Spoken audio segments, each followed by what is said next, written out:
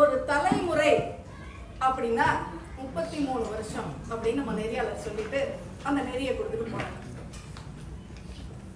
எனக்கு திருமணமாகி 27 வருடங்களை கடந்திருப்பதா, ஆல்மோஸ்ட் ஒரு தலைமுறையை கடந்த நான் ஒரு சிறந்த தலைப்புக்கு தீர்ப்பு வழங்கும் அளவுக்கு நடுவராக இந்த அவையில், இந்த இருக்கையில் அமர்ந்திருப்பதற்கு வாய்ப்பளித்த அல்கோபா தமிழ் சொல்வேந்தர்கள் மன்றத்திற்கு முதற்கண் என் நன்றியை தெரிவித்துக் கொண்டு,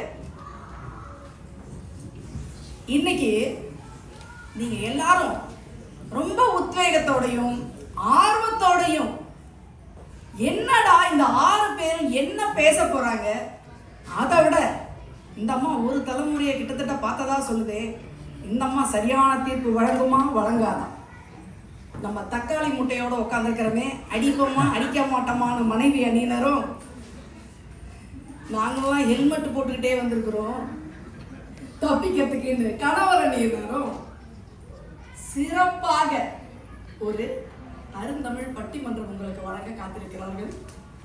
அனைத்து பார்வையாளர்களும் நிச்சயமாக மனம் மகிழ்ந்து ரசிக்கக்கூடிய ஒரு பட்டிமன்றத்தை வழங்க இங்கே 6 பேச்சாளர்கள் நம்முடைய பட்டிமன்றத்தில் அமர்ந்திருக்கிறார். நான் நமது சொல்வேந்தர் அருண் சக்தியோட பேசிக்கிட்டு இருக்கும் போது அவர் சொன்னாரு, இந்த போராட்ட களத்துல இந்த பட்டிமன்றத்துல 2 அணிகள் இருக்காங்களே, அதுல ஒவ்வொரு அணியிலும் பாத்தீங்கன்னா ஒருத்தர் காந்திய வழியிலையும் பாக்கி 2 பேரு சுபாஷ் சந்திர போஸ் வழியிலையும் அமர்ந்திருக்கிறார் அப்படின்னு கேட்டாரு. அது என்னங்க புதுசா இருக்க அப்படின்னு கேட்கும்போதுதான், இங்க மனைவி அணியில மனைவிக்காக பேசுறவங்க சுபாஷ் சந்திர போஸ் வழியில நேரடி தாக்குதல் நடத்துறதுக்காகவும் பயந்துகிட்டு சரி தலைப்பு கொடுத்துட்டாங்க பேசிடுவோம் அப்படின்னு மனைவி அணிக்காக 2 கணவர்கள் மனைவி அணியிலும் இருக்காங்களாம். இதே போலத்தான் கணவர் அணியிலையும். ஆக இந்த 6 பேச்சாளர்களும் பேச போற தலைப்பு என்னன்னா, இன்றைய காலகட்டத்தில் பழங்கதையை பேசி பிரயோஜனம் இல்லை. அதனால இன்றைய காலகட்டத்தில் தொழில்நுட்பங்களும் கல்வியிலும் எல்லாவற்றிலும் மேம்பாடு அடைந்திருக்கக்கூடிய இளைஞர் இளைஞிகள் தங்களது திருமணத்திற்கு பிறகு சுதந்திரத்தை இழந்தாதான் திருமணமே அப்படின்னு நினைச்சிட்டு இருக்கும்போது, நானும் தாங்க இழந்திருக்கேன், இல்ல இல்ல இல்ல நான் தான் முதல்ல இருந்தேன், இப்படியெல்லாம் வாக்குவாதம் வராதுதான் பெரிதும் சுதந்திரத்தை இழப்பது கணவனே மனைவி அப்படின்னு 2 அடி பேச இருக்கிறாங்க. முதல்ல சுதந்திரம்னா என்னங்க, இந்த ஆகஸ்ட் 15 அன்னைக்கு 1947 கிடைச்சதா அப்படின்னு கேட்டீங்கன்னா, அது நாட்டுக்கு சமுதாயத்துக்கு கிடைச்சது.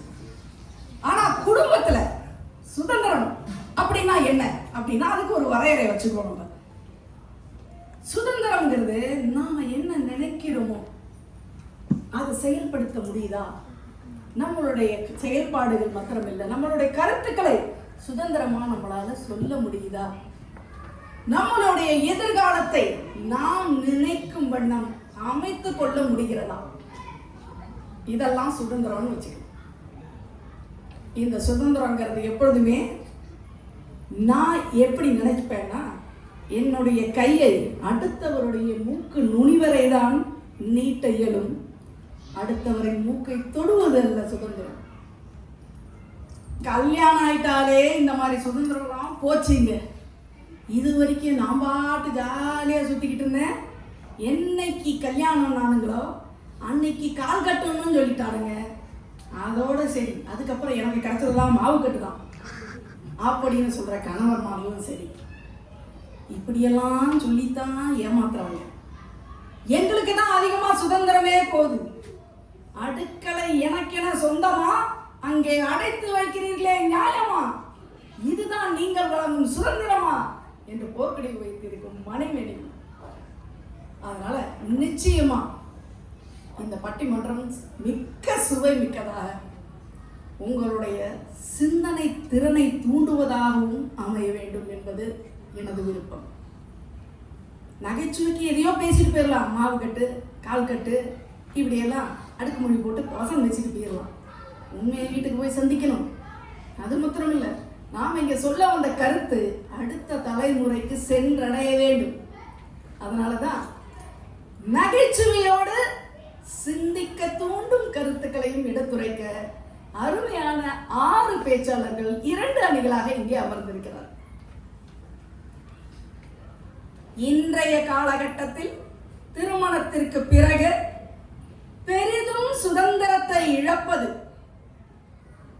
மனைவி அணியே தான், பெண்களுக்கு தான் முதலுரிமை அப்படின்னு சொல்லி அந்த அணியிலிருந்து நம்முடைய பேசுவதற்காக ஒரு பேச்சாளர்.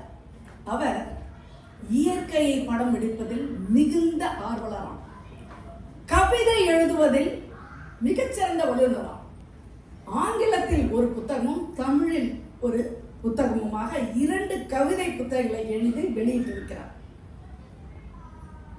சிறப்பான கருத்துக்களை எடுத்து கூறுவதில் திறமை மிக்க நமது முதல் பேச்சாளர் மனைவி அணிக்காக பெரிதும் சுதந்திரத்தை திருமணத்திற்கு பிறகு எனக்கு மனைவி தாங்க அடித்து கூறுவதற்காக, சத்தியம் செய்து கூறுவதற்காக வருபவர் சொல்வேந்தர் சத்யநாராயணன் அவர்கள்.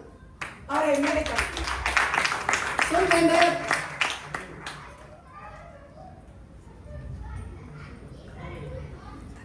பார்த்தீங்களா, கணவரணி சொல்றாங்க, என்னங்க நீங்க பெண்கள் பெண்கள் பெண்கள்னு சொல்லிட்டு எங்களுக்கு இடமே கொடுக்க மாட்டீங்களா? அவர் சத்யநாராயணன்னா நான் சத்திய கீர்த்தின்னு ஒருத்தன் இங்கே கணவரணியில் உட்காந்துருக்கேங்கிறாரு. அதனால மனைவியில் அப்புறமா உங்களுக்கு வாய்ப்பு வழங்கப்படும். அவருக்கு இந்த சத்திய கீர்த்தி, சத்தியத்துக்கே புகழ் சேர்க்கிறது தான் சத்திய கீர்த்தி என்பது. கீர்த்தி சுரேஷின் செல்லமாக அழைக்கப்படுகிறார். கோவை மாவட்டத்தில் பிறந்தவர். இவ்வளவு நாள் சுதந்திர வாலிபனா சுத்தி கொண்டிருந்த இவர் சமீபத்துல தான் காதல் திருமணம் முடிச்சிருக்கிறார்.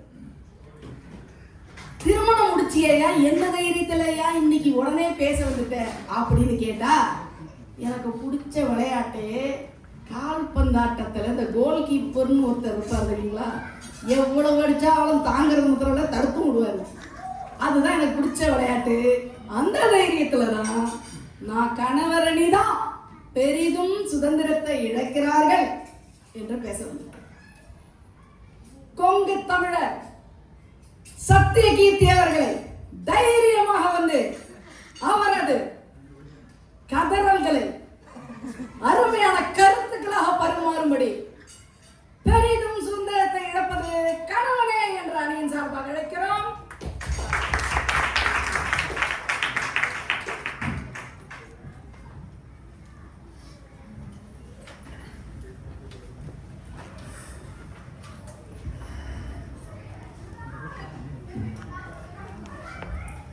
மாண்புமிகு நடுவர் அவர்களே, பட்டிமன்றத்தை காண வந்திருக்கும் சொல்வேந்தர் மன்ற உறுப்பினர்களே, விருந்தினர்களே, கணவர் அணியின் சார்பாக பேச இருக்கும் எனது அணியின் பேச்சாளர்களே மற்றும் எதிரணி பேச்சாளர்களே, அனைவருக்கும் எனது இனிய மாலை வணக்கம். அதாவது நடுவர் அவர்களே, இப்போ மனைவி வெளியே எங்கேயாவது போயிருக்காங்க, இல்லை ஊருக்கு போயிருக்காங்கன்னா ஃபோன் பண்ணி சொல்கிறப்ப நாங்கள் என்ன சொல்லுவோம்? இன்னும் ஒரு 2 நாள் ஆனாலும் பரவாயில்லம்மா, இருந்துட்டு வான்னு சொல்லுவோம். இதுவே நாங்கள் வெளியே போகிறோம், போய் ஒரு 10 நிமிஷம் கூட இருக்காது, அப்போ அங்கேருந்து ரிட்டனு ஒரு கால் வரும். கால் வந்துட்டு, எங்கே இருக்கிற, எப்போ வருவ, யாரு கூட போயிருக்கிற, வேமாவா, எனக்கு போர் அடிக்குது, இந்த மாதிரி வரும். அதாவது போய் 10 நிமிஷம் கூட ஆயிருக்காது, உடனே ஒரு ஃபோன் வரும். இந்த மாதிரி தான். ஐயா, கொஞ்சம் மாடுலேஷனோட சொல்லுங்க, இன்னும் சிறப்பா இருக்கணும். எப்ப வருவ, அதான் தைரியமா பேசுங்க, நான் இருக்கேன். அதான் அந்த மைனா படத்துல வர்ற மாதிரி எப்ப வர்றீங்க, அந்த மாதிரி ரொம்ப அழுத்தம் திருத்தமா வரும். அந்த நேரத்தில் நம்ம புரிஞ்சுக்கணும், நம்ம வீட்டுக்கு போயிடணும், இல்லாட்டி இன்னைக்கு சாப்பாடு கிடைக்காது. அதே மாதிரி தான் நடுவர் அவர்களே, அது மட்டும் இல்லாமல் எங்களால் ஒரு 4 மணி நேரம் கூட எதுவுமே செய்யாமல் இப்படி சும்மா உட்காந்துருக்க முடியும். எதுவுமே செய்யாமல் லிட்டரலாக சும்மா வெறிச்சு பார்த்துட்டு எங்களால் உட்கார முடியும். ஆனால் அதே பக்கம் மனைவி இருப்பாங்க, அவங்களால சும்மா உட்காந்துருக்கவே முடியாது. நான் தூங்கிட்டு இருப்பேன், ஒரு நைட் 2 மணிக்கு இருக்கும், 2 மணி இருக்கும், எழுப்பி விட்டு உண்மையிலே நீ என்ன லவ் பண்ணுறியான்னு கேட்பாங்க. எப்போ 2 மணிக்கு? அடுத்த நாள் எப்படியா தெரிஞ்சுக்கிறது?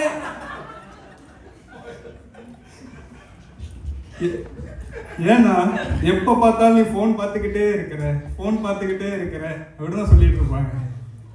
ஆமா, ஆஃபீஸ் முடிச்சுட்டு வந்திருக்கிறேன், ஒரு 10 நிமிஷம் ஃபோன் பார்க்கக்கூடாதா? அந்த சுதந்திரம் கூட இல்லையா எங்களுக்கு? அந்த மாதிரி தான் இருக்கும். ஆனால் அவங்க டேப்லெட் எடுத்துட்டாங்கன்னா ஹாட்ஸ்டாரில் ஒரு 2 சீரியல் ஓடும், அதுக்கப்புறம் இந்த பக்கம் ஒரு 2 வெப் சீரிஸ் ஓடும், நைட் ஒரு 11 மணிக்கு வேற ஏதாவது பாட்டு ஓடும். ஆனால் சும்மாவே இருந்து பழகிட்டீங்களே, அவங்களாவது பொழுதுபோக்க வேண்டாமா? அதே மாதிரி நாங்கள் சும்மா இருந்தாலும் அவங்கள டிஸ்டர்ப் பண்ணுறது இல்லைல்ல. நைட் 2 மணிக்கு எழுப்பினாங்க, கல்யாணம் பண்ணிட்டு சும்மாவே இருந்தா என்ன அர்த்தம்? 2 மணிக்கு எழுப்பியா நாங்கள் கேட்குறோம் என்ன லவ் பண்ணுறியான்ட்டு. அதே மாதிரி இவங்களுக்கு ப்ரூஃப் பண்ணுறதுக்காண்டியே லைஃப் ஃபுல்லாக நாங்கள் வாழ்ந்துக்கிட்டு இருக்கோம்னா அது கணவர்கள் தான். எப்போ பார்த்தாலும் இவங்க டெஸ்ட் வச்சுக்கிட்டே இருப்பாங்க. நாங்கள் அதை ப்ரூஃப் பண்ணி இன்னும் ப்ரூஃப் பண்ணிக்கிட்டே தான் இருக்கிறோம். கடைசி வரைக்கும் அதுதான் நடக்க போகுது. கட்டிட்டாரோ ஒரே டெஸ்டா இருக்குங்கிறாரு. அதான் நடுவர்களே, முதலாவது சுதந்திரம் எங்களுக்கு பறிபோகிறது எங்களால் வெளியே எங்கேயாவது ஃப்ரீயாக போக முடியாது, உடனடியாக கால் வரும். இப்போ நான் விளையாட போகிறேன், எனக்கு ஃபுட்பால் விளையாடுறது ரொம்ப பிடிக்கும். நீங்கள் சொல்கிற மாதிரி நான் தமிழ்நாடு டீமுக்கு அண்டர் 17க்கு தமிழ்நாடு டீமுக்கு கோல் கீப்பராக இருந்திருக்கேன். ஆனால் எனக்கு ஃபுட்பால் விளையாட நான் போகிறேன், காலையில் போகிறேன்னா கிளம்பிடுவேன். முதல்ல போகணுன்னு சொல்லிடுவாங்க, கிளம்பி கிட்ஸ் எல்லாம் எடுத்துக்கிட்டு ஷூவெல்லாம் போட்டுக்கிடுவேன். ஆனால் அதுக்கப்புறம் அவசியமாக போய் தான் ஆகணுமான்னு கேட்பாங்க. அதுக்கப்புறம் யாரு கூடலாம் போகிறேன்னு கேட்பாங்க. அதாவது என்னன்னா ஒவ்வொரு கேள்வியாக கேட்டுட்டு நம்ம வாயால் நான் போகவே இல்லைன்னு சொல்கிறதுக்காண்டி அவங்க என்னென்னலாம் பண்ண முடியுமோ எல்லாத்தையும் பண்ணி அவங்க தான் சாதிப்பாங்க. எங்களால் அந்த பிடிச்ச விளையாட்டை கூட விளையாட போக முடியாத மாதிரியான ஒரு சுதந்திரம் இது கண்டிப்பாக பறி போகுது. உங்களை பேச வைக்கிறதுக்காக முயற்சி பண்ணியிருக்காங்க, அதனால தான் இன்னைக்கு பேச்சாளராக நின்றுருக்கீங்க. அது போக நடுவர் அவர்களே, அதே மாதிரி திருமணத்துக்கு முன்னாடி சாப்பாடு, அதாவது நான் வேலைக்கு போகிறதுக்கு முன்னாடி கல்லூரியில் படித்து கொண்டிருக்கும் பொழுது எனக்கு பிடிச்ச சாப்பாடு எங்கள் அம்மா பண்ணி கொடுப்பாங்க. நான் வேலைக்கு வந்ததுக்கப்புறம் எனக்கு பிடிச்ச சாப்பாடை நானே சமைச்சு சாப்பிட்டுட்டு தான் இருந்தேன். ஆனால் கல்யாணம் ஆனதுக்கப்புறம் இந்த காலகட்டத்தில் பொறுத்த வரைக்கும் நான் சொல்கிறேன், 2 பேருமே ஈக்குவலாக தான் ஷேர் பண்ணுறோம். ஆனால் சமையலில் பண்ணுற அந்த டிஷ் இருக்குது பார்த்தீங்களா, அது எங்களுக்கு பிடிச்சதாக இருக்காது, மனைவிகளுக்கு பிடிச்சதாக தான் இருக்கும். கவுண்டமணி ஒரு படத்தில் சொல்லுவார், என்னன்னா வீட்டுக்கு போனால் பொண்டாட்டிங்க அவங்களுக்கு பிடிச்சதை சமைச்சு அவங்களே சாப்பிட்டுக்கிறாளுங்க. நான் வீட்டுக்கு போனேன், பச்சையாக ஒன்று எடுத்து தட்டில் வச்சா, என்னம்மா இது அப்படின்னு கேட்டால், புதினா சட்னி, மூளைக்கு ரொம்ப நல்லதுங்க. அப்படின்னா என்ன, எங்களுக்கெல்லாம் மூளை இல்லையா? மூளை கொஞ்சம் வளர்ந்தா சும்மா இருக்கிறத கொஞ்சம் குறைச்சிக்குவீங்களா? அந்த மாதிரி இந்த மாதிரி ஒரு சின்ன சின்ன ஆசைகள் கூட பெரிய பெரிய தடைகளாக தான் விழுகிறது கணவர்கள்மார்களுக்கு தான். அதே மாதிரி சமூக சுதந்திரம் பக்கம் போனோம்னாலும், அதாவது ஃப்ரெண்ட்ஸ் கூட நான் வெளியே போயிட்டு வந்துடுறேம்மா அப்படின்னு சொல்லுவேன். யாரு கூட போகிற? இந்த ஃப்ரெண்டு கூட போகிறேன் அப்படின்னு சொல்லுவேன். அவங்க கூடலாம் எதுக்கு போகிறீங்க? அவங்க கூட போனால் நீங்கள் கெட்டு போயிடுவீங்க. அதாவது 27 வருடமா அந்த பையன் கூட தான் நான் பழகிட்டு இருக்கிறேன். இந்த 27 வருடமா நான் கெட்டு போகாதது கல்யாணத்துக்கு அப்புறம் போய் நான் கெட்டு போயிட போகிறேன்னு அவங்க நம்புகிறாங்க. அதாவது அவங்கள பொறுத்த வரைக்கும் வீட்டில் என் கூட இருக்கணும், ஃப்ரெண்ட்ஸ் கூடலாம் போகக்கூடாது. ஆனால் அவங்க ஜாலியாக இது கேர்ள்ஸ் நைட்டுலாம் கிளம்பி போயிடுவாங்க. நாங்கள் ஒரு பாய்ஸ் டே கூட போக முடியல. நடுவர் பாய்ஸ் டேக்கு போனீங்கன்னா வேலைக்கு போகிறது எப்போ? விடுமுறை நாட்களில் கூட போக முடியல நடுவர்களே. இப்போ கூட பாருங்க, நம்ம பட்டிமன்றத்தில் கூட முடிவெடுக்கிற இடத்துல நீங்க தான் உட்காந்துருக்கீங்க. அணித்தலைவர்களாகவும் அணி தலைவர்கள் முடிவு எடுக்கலாம்னு உட்காந்துருக்கேன். உங்க பக்கம் தீர்ப்பு கொடுக்கலாம்னு கூட யோசிச்சுட்டே உட்காந்துருக்கேன். அதுதான் நடுவர்களே பயமா இருக்குது, இது டக்குன்னு மாறிடுவீங்களோ அப்படின்னு சொல்லி. அதான் எவ்வளவுதான் சொன்னாலும் திருமணத்துக்கு முன்னாடி கணவரோட சுதந்திரம் வந்து ஒரு ஓப்பன் வேர்ல்டு கேம் மாதிரி. ஓப்பன் வேர்ல்டு கேம்னா நம்ம எங்கே வேணால் சுற்றலாம். அதாவது கிராண்ட் தெஃப்ட் ஆட்டோன்னு ஒரு வீடியோ கேம் இருக்கும். எங்கே வேணால் கார் எடுக்கலாம், எந்த காரை வேணால் எடுக்கலாம், எங்கே வேணால் போகலாம், எங்கே வேணால் வரலாம், என்ன வேணால் பண்ணலாம். ஆனால் கல்யாணத்துக்கு அப்புறம் அந்த கணவனோட சுதந்திரம் எப்படி ஆகி போயிருதுன்னா ஒரு லெவலப் கேம் மாதிரி. இந்த டாஸ்க்கை முடிச்சாதான் நீ அடுத்த லெவல் போக முடியும், இதை நீ முடிச்சாதான் வேற எங்கேயாவது நீ போக முடியும். அந்த மாதிரி ஒவ்வொரு இதுக்கும் ஒவ்வொரு உங்களை முன்னேற்றத்துக்கு அவ்வளவு பாடுபட வேண்டியிருக்கு மனைவிகள். எங்களை பாடுபட்டு முன்னேறதுக்கு பதிலா அவங்க எங்க கூட சேர்ந்து அவங்களும் கான்ட்ரிபியூட் பண்ணியிருந்தாங்கன்னா நாங்க இன்னும் எவ்வளவோ நல்லா முன்னேறி இருக்கோம் நடுவர்களே. அதனால தான் சொல்றேன், திருமணத்துக்கு முன்னாடி சுதந்திரங்கிறது வந்து ஓப்பன் வேர்ல்டு கேம் மாதிரி கணவர்மார்களுக்கு. ஆனால் சுதந்திரத்துக்கு அப்புறம் எல்லாத்துக்குமே பெர்மிஷன் இருக்கு. நன்றி, வணக்கம். சிறப்பான பேச்சு வழங்கிய சத்தியகீர்த்தி அவர்களுக்கு பாராட்டுகளை தெரிவித்துக் கொள்கிறேன். இப்போ கணவர் அணி சார்பா வந்து அவருடைய குறைகளெல்லாம் கொட்டிட்டு போயிருக்காரு. இன்றைய காலகட்டத்தில்னு சொன்னதுக்கு தகுந்த மாதிரி இவர் தான் ஒரு 2K கிட்டு வந்து அழகா சொன்னார் பார்த்தீங்களா, கேமில் லெவலப் மாதிரி ஆகிப்போச்சு கல்யாணத்துக்கு அப்புறம். ஆனால் மறைமுகமாக இவங்க முன்னேற்றமாக அடைஞ்சு அடுத்த லெவலுக்கு போகிறதுக்கு தான் அவங்க உதவி செஞ்சுருக்கிறாங்கன்னு நம்ம நம்புகிறோம். ஆனால் சும்மாவே இருந்து அந்த மனைவியை என்ன பாடுபடுத்தினாருங்கிறத அவங்க அடுத்த அன்னைக்கு பாயிண்டாக எழுதி அமைச்சிருக்கிறாங்க. மனைவி அணி இப்பவாவது எங்களை பேச விடுவீங்களா? முதல்ல கூப்பிட்டீங்க, உடனே கணவர் அணி குறுக்கிட்டாங்க பார்த்தீங்களா. இப்பவாவது மனைவி அணிக்காக பேசுறதுக்கு எங்களுடைய குரல் தேவை அப்படின்னு சொல்லி முன்பு நான் சொன்னது போல சிறந்த கவிதை புத்தகங்கள் 2 வழங்கிய எழுத்தாளரும் புகைப்படங்கள் மூலமாக இயற்கையை சிறப்பாக ரசிக்கக்கூடிய ரசிகருமான சிறந்த ஒரு பேச்சாளர் சத்தியநாராயணா. நான் சொல்வது அத்தனையும் சத்தியம் சத்தியம். பெரிதும் திருமணத்திற்கு பிறகு சுதந்திரத்தை இழப்பது மனைவியே என்று அன்னைக்காக பேச வருகிறார். வாருங்கள்.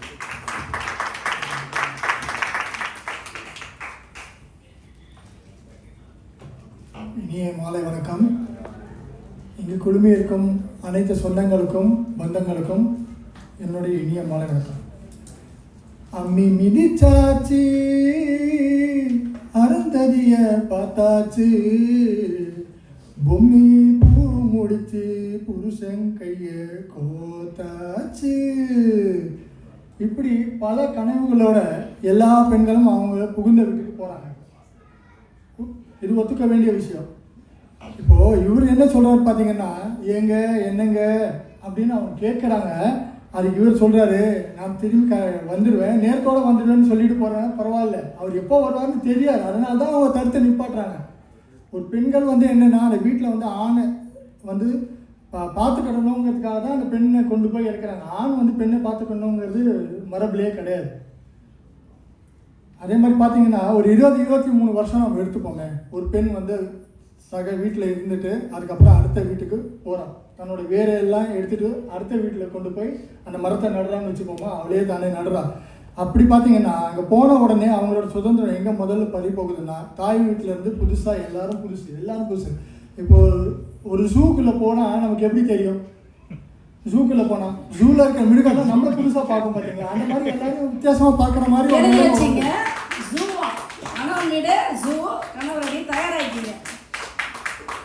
ஸோ அவ்வளோ வருஷம் நம்ம கடந்து போயும் பார்த்தீங்கன்னா நமக்கு வந்து அந்த சுதந்திரம் பறி போகிறது கொஞ்சம் கொஞ்சமாக நமக்கு தெரிய ஆரம்பிக்குது. இப்போ 2வது சுதந்திரம் எங்கே போகுதுன்னு பார்த்தீங்கன்னா 2வது விஷயமா, ஸோ சொந்த பந்தங்கள் வந்து அவங்க அந்த வீட்டில் இருக்கிறவங்க அவங்களுக்கு பிடிச்சது தான் சமைச்சு போட சொல்லி கேட்குறாங்க.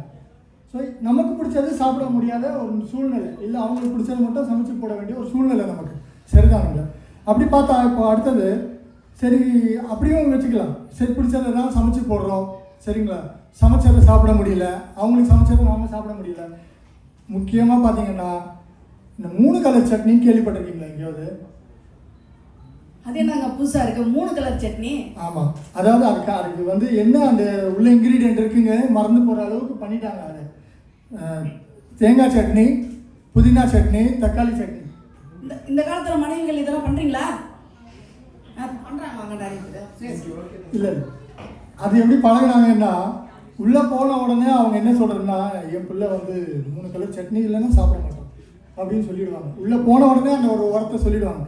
அது சொன்ன உடனே இவங்களுக்கு என்ன ஆகிடும், நமக்கு ஒரு தானே தெரியும், அது எப்படி 3 கலர் சட்னி, இது உடனே அங்கே கால் அடித்து கேட்பாங்க. அந்த மாதிரியான ஒரு சூழ்நிலைக்கு இவங்க தள்ளப்படுறாங்க. பார்த்தீங்கன்னா அப்போது பார்த்தீங்கன்னா 3 கலர் சட்னிக்கே நம்ம இந்த பாடுபடுறோமே, இன்னும் பிரியாணி சமைக்கணும், எவ்வளோ விஷயங்கள் அதில் இருக்குது. சட்னி கூட கலர் கலராக சமைக்க வேண்டியதாக இருக்கு, அதெல்லாம் கூட சுதந்திரம் இல்லையா? எனக்கு பிடிச்ச கலரில் ஒரு பிங்க் கலரில் சமைக்கலாமே அப்படின்னு அவங்க புலம்புறது நல்லா தான் இருக்கு. சரிங்க, இப்போ சாப்பாடு முடிஞ்சது, சாப்பாடு நம்ம சமைச்சு தான் ஆகணுங்கிற ஒரு நிலைமையில தான் நம்மளோட சுதந்திரம் நாங்கள் பறிப்போகுது. இப்போ தூக்கம் கூட பார்த்தீங்கன்னா, ஸோ எல்லாரும் தூங்கியாச்சா, அதுக்கப்புறம் தான் நம்ம தூங்க போக முடியும் அந்த வீட்டில். ஸோ எல்லாருக்கும் முன்னாடி எந்திரிக்கணும், ஸோ எல்லாருக்கும் முன்னாடி ஒரு காஃபி போட்டு வைக்கணும். இப்போ மாமனார் எந்திரிக்கிறாருன்னா காஃபி போட்டு வைக்கணும். அப்படின்னு நீங்கள் பார்த்தீங்கன்னா இந்த விஷயங்கள் எல்லாம் நமக்கு வந்து சுதந்திரம் ஒவ்வொன்றா பறி போயிட்டே இருக்கு அந்த வீட்டுக்குள்ளே நம்ம உள்ளே போகிற போக. சத்தியகீர்த்தி இப்போ தெரிஞ்சுக்கிட்டீங்களா?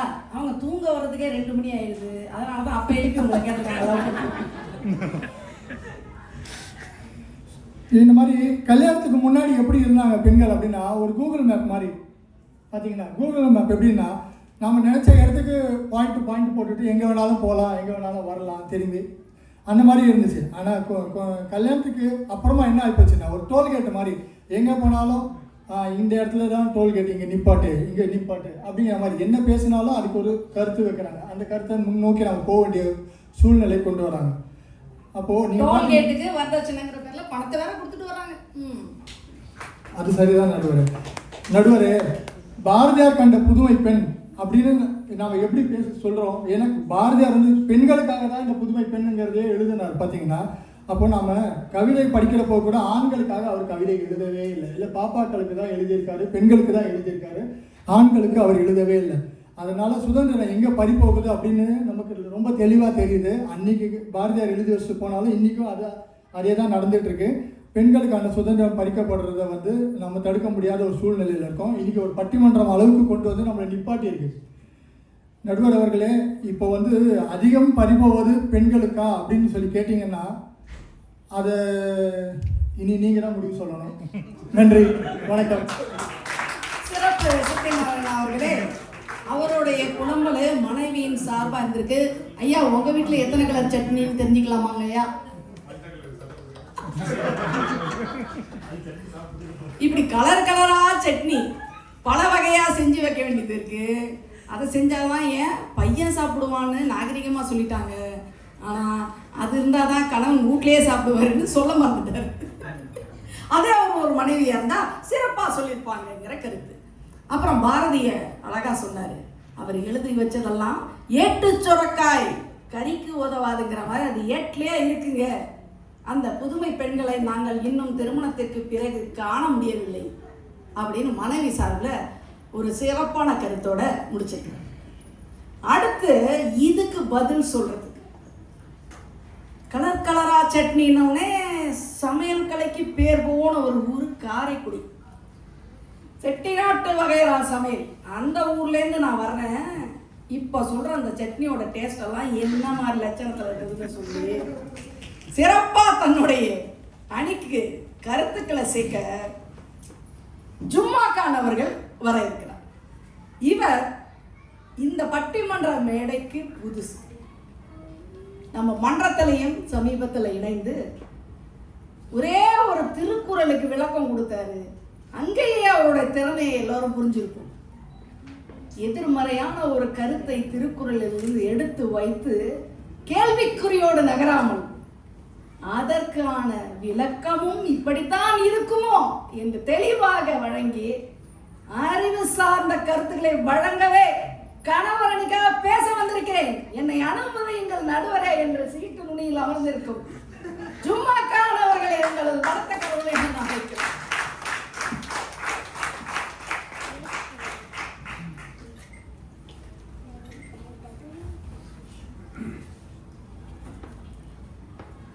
இந்த சபையில் கூடியிருக்கும் அன்பு நெஞ்சங்கள் அனைவருக்கும் எனது மாலை வணக்கம். தலைப்பு எல்லாரும் நல்லா கேட்டிருப்பீங்க. எல்லார்கிட்டையும் ஒரு கேள்வி, இந்த கணவர் தான் அதிகமாக சுதந்திரம் இழக்கிறாங்க அப்படிங்கிறவங்க மட்டும் பாதி கையை மட்டும் தூக்குங்க. ஏன்னா சாப்பாடுலாம் ரெடி பண்ணியிருக்காங்க, மற்ற பிரச்சனை நாளைக்கு வீட்டில் போய் பேசிக்கலாம். நடுவர்களே எண்ணிக்கைங்க, தீர்ப்பு சொல்லும்போது உங்களுக்கு தேவைப்படும். பாதி கையில பாதி பேர் கூட எழுப்ப மாட்டேங்கிறாங்களே. அதுக்கு கூட சுதந்திரம் இல்லை. கையத்துக்கு சுதந்திரம்னா நாளைக்கு காலையில் சாப்பாடு பண்ணணுமா இல்லையா? அங்க இப்பெல்லாம் காலை தூக்குறாங்களா வீட்டுல, உதைக்கிறதுக்கு ரெடியா? நம்ம கணவன் வந்து எப்போ சுதந்திரத்தை இழக்கிறான் அப்படின்னு கேட்குறீங்க, திருமணத்துக்கு பிறகானு. ஆனால் பெண் பார்க்கும் படலம் ஆரம்பிக்கும் போதே அங்கே பாதி சுதந்திரம் போயிருக்கு. இப்போது நமக்கெல்லாம் வந்து எப்படி சொல்ல இருக்கா, நீ ஆம்பளை சிங்கம்டா அப்படின்னு சொல்லி வளர்த்து விட்டாங்க நமக்கு முன்னாடி இந்த தலைமுறைகள். அதோட அதே பெரிய ஷாப்பிங் லிஸ்ட்டோட நமக்கு பொண்ணு பார்க்கும்போது பொண்ணு அப்படி அழகாக இருக்கணும், படிச்சிருக்கணும், அங்கே இருக்கணும், இங்கே இருக்கணும், பெரிய லிஸ்ட்டை போட்டு தான் போகிறான். அங்கேயிருந்து வந்தோடனே நம்ம புரோக்கர் வந்து சொல்லுவார், தம்பி இதெல்லாம் உள்ள வச்சுக்கோங்க, அங்கேயிருந்து ஒரு பெரிய லிஸ்ட் இருக்குது.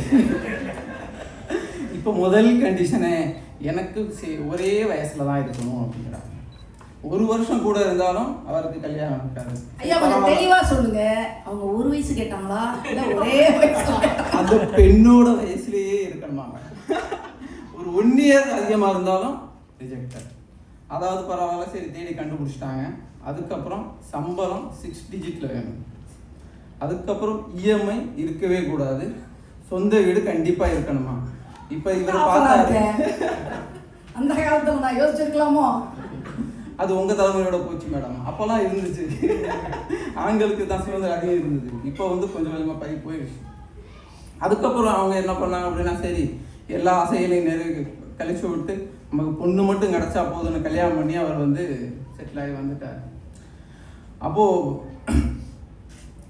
அதுக்கப்புறம் சுதந்திரம் அப்படின்னா என்ன நடுவர்களே? ஸோ பிறருடைய உரிமைகளை வந்து பறிக்காமல் இருக்கிறதா சொல்றோம். ஆமாங்க ஐயா. இப்போ கல்யாணம் பண்ணிட்டு அது வரைக்கும் சுதந்திரமா இருந்த ஒரு ஆண்மகன் என்ன பண்றான் அப்படின்னா, அவனுடைய ஒவ்வொரு சுதந்திரமா பகிர்ந்து முதல்ல உணவு எடுத்துக்கலாம். உணவு, உடை, அவனுடைய உறைவிடம். ஸோ உணவை பற்றி ஆல்ரெடி சத்தியகீர்த்தி தெளிவாகவே பேசிட்டாரு. ஸோ நாம் எல்லாருமே எப்படின்னா, நம்ம தாய் வழியில் அவங்க என்ன உணவு பழக்கமோ அதை அப்படி தான் பழகி வந்திருப்போம். தாய்மார்கள்லாம் என்ன பண்ணுவாங்கன்னா, தன் குழந்தைகளுக்கு பிடிக்குதோ பிடிக்கலையோ உனக்கு இதாண்டா பிடிக்கும் அப்படின்னு சொல்லிட்டு நம்மள ஒரு 25 வருஷம் அப்படியே வளர்த்துக்கிட்டு வந்துட்டாங்க. சரியா தானே வளர்த்துருக்காங்க. அப்பதானே மனைவி வந்து போட்டாலும் உனக்கு இதான் பிடிக்கணும் சாப்பிட வைப்பாங்க. அங்கதானே மேடம் சிக்கலே ஆரம்பிக்குது. ஒரு டிரான்ஸ்ஃபார்மேஷன் நடந்ததுக்கு அப்புறம் உணவு பழக்க வழக்கம் முழுமையா மாறுது. அப்போ அவங்க விடிய யூடியூப்ல பார்த்துட்டு ஏதோ உப்புமா மாதிரி கிச்சடி மாதிரி இல்லாமல் ஏதோ ஒன்று பண்ணி வச்சுட்டு அதுக்கப்புறம் ஒரு கேள்வி கேட்பாங்க, என்னங்க நல்லா இருக்கா அப்படின்னு. இப்படி பார்ப்பாங்க. நல்லா இல்லைன்னு சொன்னாலும் பிரச்சனை, நல்லா இருக்குன்னு சொன்னாலும் ஃபுல்லாக சாப்பிட சொல்லுவாங்க அப்படின்ட்டு. பிரச்சனை தான். இன்னைக்கு நான் டயட்ல இருக்கேம்மா, அதனால லிமிட்டா சாப்பிட்றேன், ஆனால் சாப்பாடு சூப்பர் அப்படின்னு சொல்லிட்டு போயிடுவான். அங்கேருந்து அம்மா அங்கேருந்து பார்க்குறான், ஏண்டா நான் உப்புமா பண்ணி வச்சா கிச்சடி பச்சை வச்சு அதெல்லாம் திங்க மாட்டான், இன்னைக்கு நல்லா இருக்கான்னு சொல்கிறேன். ஸோ இந்த மன உளைச்சலே தான் ஒவ்வொரு நாளும் ஆஃபீஸ்க்கு போக வேண்டியதாக இருக்கும். ரெண்டாவது பார்த்தீங்க அப்படின்னா உடை. உங்கள் வீட்டில் போய் அப்படியே கப்போட ஓப்பன் பண்ணி பார்த்தீங்கன்னாவே தெரியும் உடையில் உள்ள சுதந்திரம் எவ்வளோ இருக்குன்னு. முன்னாடி எங்கள் வீட்டில் எல்லாம் ஓரமாக ஒரு உரம் வச்சுருந்தாங்க. ஸோ உங்களுக்கு இதான் இடம் அப்படின்னு. இந்த மாதம் கொஞ்சம் அட்வான்ஸாக வந்துட்டாங்க. பிள்ளைங்க எல்லாம் வளர்ந்துருச்சு இல்லையா, அதனால அந்த ஊதா கலர் பேக்கில் போட்டு பின்னாடி வச்சுருக்கோம். நீங்கள் அதை அப்படியே எடுத்துக்கிங்க சொல்லிட்டாங்க. தூக்கி போடாம பத்திரமா ஊதா கலர் பையன் வச்சுருக்காங்கல்ல ஐயா. அந்த பையன் அடுத்த மாதம் இருக்கான்னு பார்க்கணும் மேடம். சத்யநாராயண சார் பேர் சொன்னாங்க, புகுந்த வீட்டுக்கு போயிட்டு அவங்க எல்லாம் கஷ்டப்படுறாங்க அப்படின்னு சொல்லிட்டு. இப்போலாம் எங்கே மேடம் புகுந்த வீடுன்னு ஒன்று இருக்குது. அந்த எபிசோடை அப்படியே தூக்கிட்டாங்க. கல்யாண மண்டபத்துலேருந்து என்ன பண்ணுறாங்க அப்படின்னா, நேராக ஒன்று வெளிநாட்டு போயிடுறாங்க, இங்கே தனி கொடுத்துட்டு போயிடுறாங்க. ஏன்னா அவங்க முதல் கண்டிஷனு நோ இன்லாஸ் அப்படி டீசெண்டாக சொல்கிறாங்க. அப்போ இவன் தனி கொடுத்துறோம் போயிட்டு இவன் அங்கே வர்ற பாடு இருக்கு. இவன் தான் சமையலும் பண்ணி சாப்பிட வேண்டியதா இருக்கு, வீட்டு வேலைகளையும் பார்க்க வேண்டியதா இருக்கு, சமையல் பொருட்களையும் எல்லாத்தையும் பார்த்துருக்கு. அந்த உங்களுக்கு பிடிச்ச உப்புமா கிச்சடி நீங்களே பண்ணி அவங்களுக்கு போட்டு பழி வாங்கலாம் இல்லையா? நல்ல சந்தர்ப்பம். அப்படிதான் நடந்துகிட்டு இருக்கு மேடம். இன்னொரு முக்கியமான விஷயம் அப்படின்னா, அடுத்து அவன் வந்து அவனுடைய தேவைகள் எல்லாத்தையும் பூர்த்தி செஞ்சுட்டு, எல்லாருக்கும் ஒரு ஆசை இருக்கும், ஒரு சொந்தமாக வீடு வாங்கணும், ஒரு இடம் வாங்கணும் அப்படின்ட்டு. ஸோ ஒரு பிளான் இருக்கும், பண்ணி வச்சுருப்பாங்க. ஸோ அன்றைக்கி முதல் நாள் ராத்திரி டின்னர் பண்ணும்போது தான் ஒரு முக்கியமான விஷயம் பேசணும், நீங்கள் சாப்பிடுங்க அப்படின்னு ஆரம்பிச்சிருப்பாங்க. அவனுக்கு சாப்பாடு உள்ளே இறங்காது, என்னடா இது ஏதோ ஒரு பிளானோட வந்திருக்காங்களே அப்படின்னு. ஏற்கனவே சரியா அன்னைக்கு வந்து தோசை தான், அதனால ஒன்றும் பிரச்சனை இல்லை. ஆனால் 3 சட்னி இல்லை, 3ஐயும் ஒன்றா போட்டு ஒரே கலராக வச்சுட்டாங்க. அது தேங்காய் தக்காளி பச்சை மிளகா எல்லாத்தையும் ஒன்றா போட்டாங்க. அவ்வளோ டைம் இல்லைங்களா, ஏன்னா அதுவும் ஃப்ரிட்ஜில் ஆல்ரெடி ரெடியாக இருக்கும்.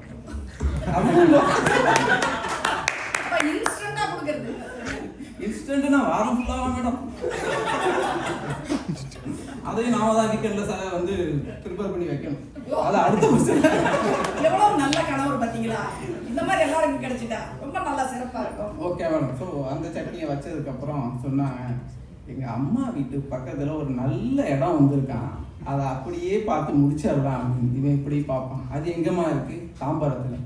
நான் வேலைக்கு வந்து அம்பத்தூர் போகணும், ஒன்று இந்த ஏரியாவில் பார்த்துருக்கணும், இல்லை நமக்கு 2 பேருக்கும் பொதுவாக இருக்கிற ஒரு இடத்துல பார்த்துருக்கணும் அப்படின்னு சொல்லி ஒரு முடிவு பண்ணி அதை வாங்குறதுக்குள்ள அந்த இடத்த அவன் வாங்கிட்டான் அப்படின்னா அவ்வளோ அவன் வந்து சந்தோஷமாக இருக்க முடியும் வாழ்க்கை காலத்தில். ஏன்னா அவன் அடுத்து 20 வருஷம் அதுக்கு இஎம்ஐ கட்டி ஆகணும். அது வேணாம் அப்படின்னு சொல்லிட்டானா போகக்கூடிய புது ஃப்ளாட்டில் என்னென்ன குறை இல்லையோ எல்லாமே சொல்கிறான். அவங்க வந்து ஃப்ரிட்ஜில் வைக்கிற சட்னியும் கட்டாயிரும், அதுவும் கட்டாயிரும். லைட்டை போட்டா சுவிட்சை போட்டா லைட் எரியல அப்படிங்கிறாங்க, ஆனா அவங்க போட்டது ஃபேன் சுவிட்ச் மேடம்.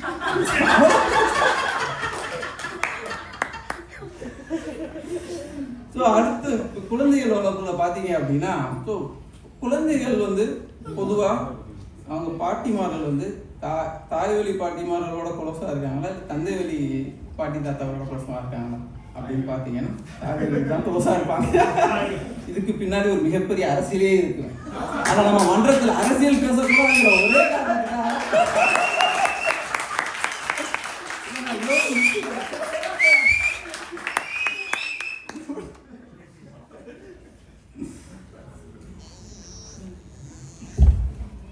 இது குழந்தைகளோட பிரச்சனை அதுவாக இருக்கு. ஸோ அதுக்கடுத்து பார்த்தீங்கன்னா வயதான காலத்தில் அப்பா அம்மாவை ஒரு பார்த்துக்க வேண்டிய ஒரு கட்டாயத்தில் வந்து எல்லாருமே இருக்காங்க.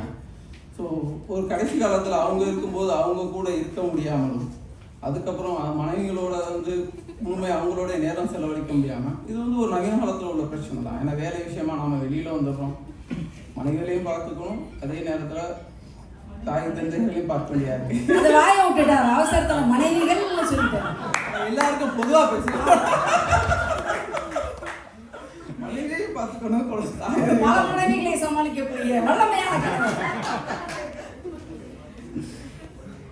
ஸோ அப்படி ஒரு சூழ்நிலையில் அது 2 பேருக்கு நடுவில் அவர் பற்றி வர்ற பாடம் இருக்கே மேடம், அது வந்து அது சொல்லி முடிக்கிறதுக்கு நீங்கள் இன்னொரு தனியாக ஒரு பட்டிமன்றம் வைக்கணும். அவ்வளோ விஷயம் இருக்குது அதுக்குள்ள. ஸோ சார் சொல்லும்போது சொன்னாங்க வந்து தூக்கத்தை எல்லாம் வந்து கெடுக்கிறேன் அப்படின்னு. ஸோ நல்லபடியாக யோசிச்சு பாருங்கள், வீட்டில் யார் ஃபஸ்ட்டு எந்திரிக்கிறது அப்படின்னு நீங்களே முடிவு பண்ணிக்கணும். ஒரு காலத்தில் இருந்தாங்க, காலையில் வெள்ளமே எழுந்திரிச்சாங்க, கோலம் போட்டாங்க, அந்த வேலை அவங்களுடைய தேவைகள்லாம் இருந்தது. அப்படிலாம் கிடையாது. அதை தான் சொல்கிறேன், சரித்திர காலத்தில் இன்னும் வந்து சத்யநாராயண சார் இருக்க மாதிரியே தெரியுது. பாரதி கண்ட புதுமை பெண்லாம் இப்போ வந்து புதுமை பெண்ணை வெளியில் வந்து பாருங்கள் சார், அவங்க எல்லா வேலையுமே பண்ணுறாங்க, அவங்களுக்கு எல்லா சுதந்திரமும் இருக்குது. கல்யாணத்துக்கு வரும்போது அவங்க புத்தாட்டம் போட்டுட்டு தான் வர்றாங்க.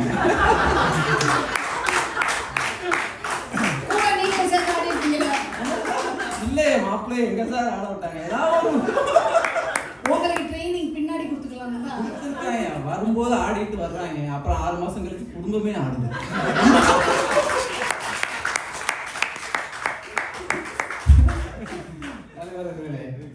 நேரம் கழிச்சு நம்ம இதோட நிறுத்திக்கலாம், பேசணும்னு பேசிக்கிட்டே இருக்கலாம்.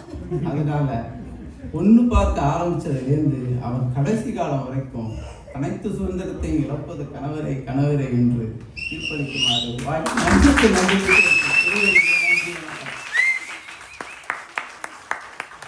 கணவர் அணி சார்பா பட்டிமன்றத்தில் பேச ஒரு பேச்சாளர் தேவை அப்படிங்கிற செய்தி சென்றடைந்ததும் ஜும்மா கான் அவர்கள் முதல்ல பேர் கொடுத்தாரு.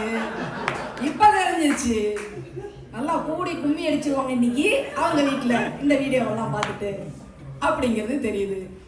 சிறந்த முறையில நகைச்சுவை கலந்த கருத்துக்களோடு சிந்திக்கவும் வைத்திருக்கிறார். நம்மள என்ன பாடுபடுத்துறாங்க ஐயா, குடும்பத்துக்கு உள்ள வரும்போதே ஆடிக்கிட்டு வந்து குடும்பத்தையே ஆட்டி படைக்கிறாங்க, ஆட வச்சுக்கிறாங்க. இதுல அரசியல் வேற பேசக்கூடாதுன்னு நான் இதோட பேச்ச முடிச்சுக்கிறேன்னு போய் உட்கார்ந்துருக்கிறாரு. இவர் என்னங்க இந்த மாதிரி எல்லாம் பேசுறது? இவருக்கு பதிலடி கொடுக்கறதுக்கு நான் வரேன் பாருங்க. திருச்சி பக்கத்துல இருந்து வர்றாரு, பெரம்பலூர்.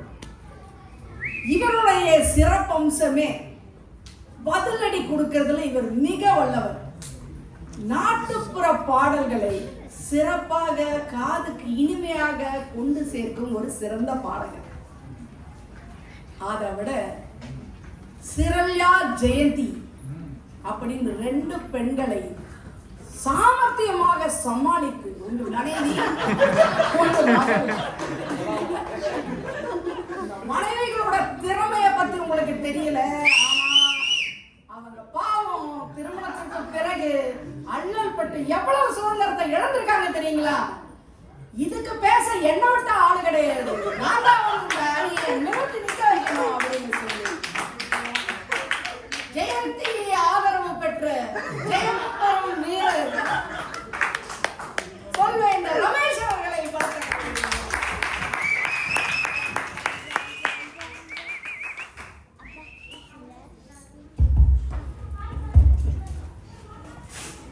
ஏட்டு படிப்பும் வீட்டு நடப்பும் நாட்டு நடப்பும் நன்கு அறிந்த நற்றமிழ் நாயகி நாட்டிய பேரொளி நாவன்மை மிக்க நடுவர் அவர்களே,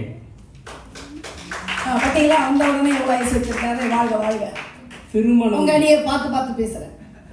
திருமண தினம் முதல் அனுதினமும் அல்லல் பட்டு அவதிப்பட்டு அகதிகளாய் அகத்திற்குள்ளே அழுது உள்ளம் தீயெறிய உதட்டில் நீர் நிறைய இங்கு தங்கள் உரிமைகளை இழந்து வந்திருக்கும் திருமணமான திருமதிகளே, என் அகதிகளே, எப்படி அல்லல்பட்டு அவதிப்பட்டு பட்டு பேசுறாரு.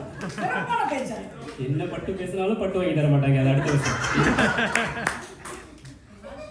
திருமணம் ஆனாலும் இல்லத்து அளவிலும் சரி உள்ளத்து அளவிலும் சரி எல்லளவும் எந்த மாற்றமும் இல்லாமல் ஏகாந்த வாழ்வு வாழும் என்னை போன்ற நிறைவானவர்களே, திருவாளர்களே, என்ன நடக்கிறது என்று தெரியாமல் தன்னியல்பிலே வாழ்ந்து கொண்டிருக்கும் சிறுவர்களே, செல்விகளே, செல்வன்களே, உங்கள் அனைவருக்கும் வணக்கம். நடுவர்களே, இப்போ என்ன பஞ்சாயத்து, என்ன பட்டிமன்றம் பேசுறாரு.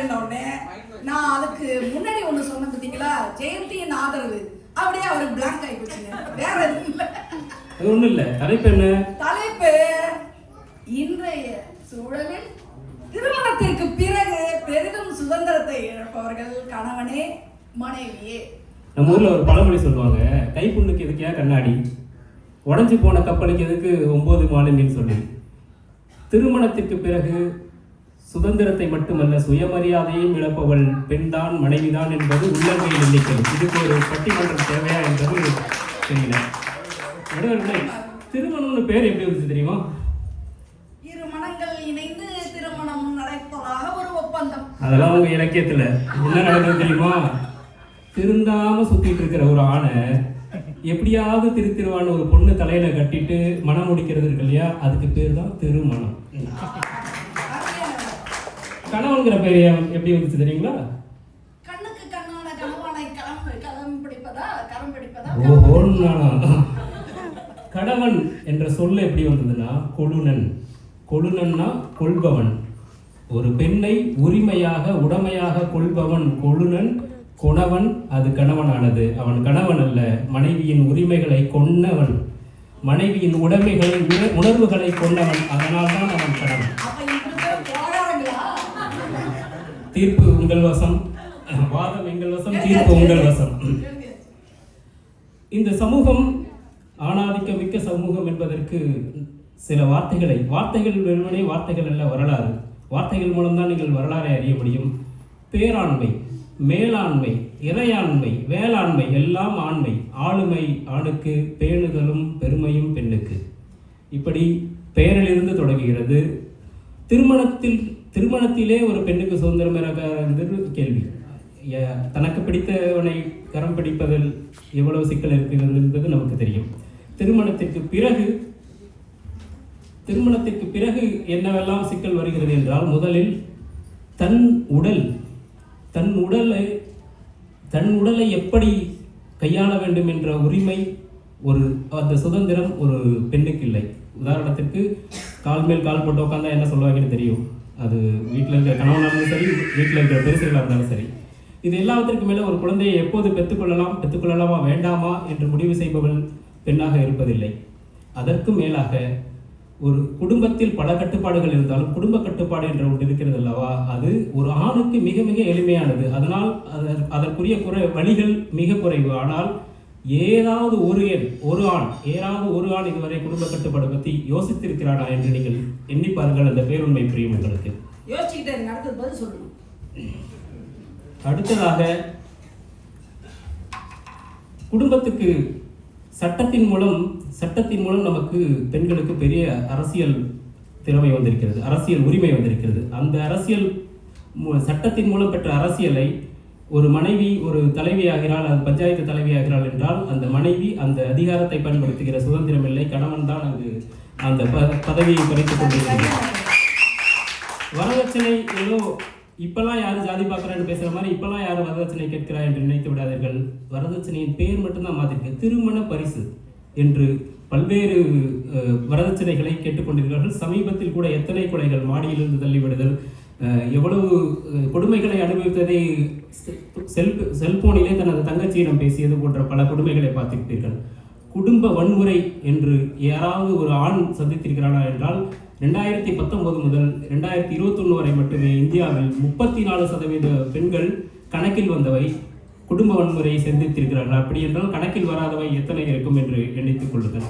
இதெல்லாம் விட ஒரு இறப்பு நிகழ்வில் ஒரு மனைவி தன் உணர்வை எப்படி வெளிப்படுத்த வேண்டும் என்பதற்கான உரிமை கிடையாது. அந்த சடங்கு தான் செய்ய நினைக்கின்ற சடங்குகளை செய்வதற்கான உரிமை கிடையாது. சமீபத்தில் கூட நீங்கள் பார்த்திருக்கலாம், ரோபோசங்கர் மனைவி தன் காதல் எந்த நடனத்தால் தன் மீது தனக்கு காதல் உண்டானதோ அந்த கணவனை கடைசியாக வழி அனுப்புவதற்கு கூட அதனை பயன்படுத்துவதற்கு ஊரெல்லாம் ஒரே பேச்சு.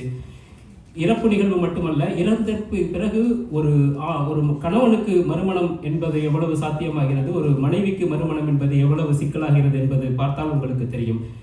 இதெல்லாம் இன்னைக்கு மட்டும் இல்லை, கண்ணகி என்ற ஒருத்தி இருந்தாலே கோவலன் எவ்வளவு கேவலனாக இருந்தாலும் பொறுத்து கொண்டு சென்றது இருக்கிறது இல்லையா, அதே தான் இன்றைய கணவர்கள் எதிர்பார்க்கிறார்கள். அந்த கண்ணகியை காவல்துறை கைது செய்திருந்தால் இந்த பிரச்சனை இன்று வந்திருக்காது. ஆக ஒரு வாழ்க்கை, திருமண வாழ்க்கை என்பது வெறுமனே கைகோர்ப்பு மட்டுமல்ல, உங்கள் குரல்களை நீங்கள் செலுத்த வேண்டும். வாழ்க்கையை வாழ்வதோடு மட்டுமல்லாமல் அனுதினமும் அகதிகளாய் வாழ்வதோடு மட்டுமல்லாமல் அனுதினமும் 1000 இழப்புகளை சுமப்பவள் பெண். கணவனுக்கு திருமணம் ஒரு சுகதினம், ஆனால் மனைவிக்கோ திருமணம் என்பது சிறை தினம். தினம் தினம் ரணம். திருமணம் என்பது வாழ்வை பகிர்வது, வாழ்வை பறிப்பதல்ல.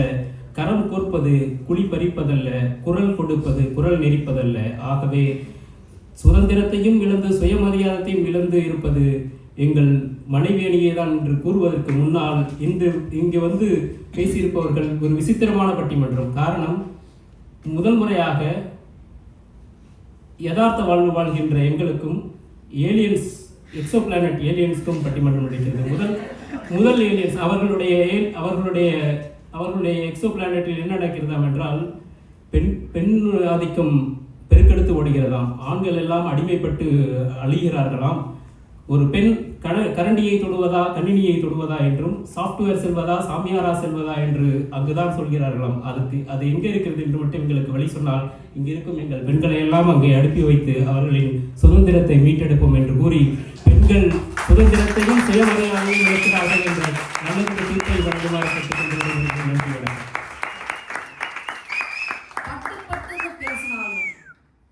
மனைவியின் சுதந்திரம் எப்படியெல்லாம் பறி போகுதுன்னு புட்டு வச்சாரு.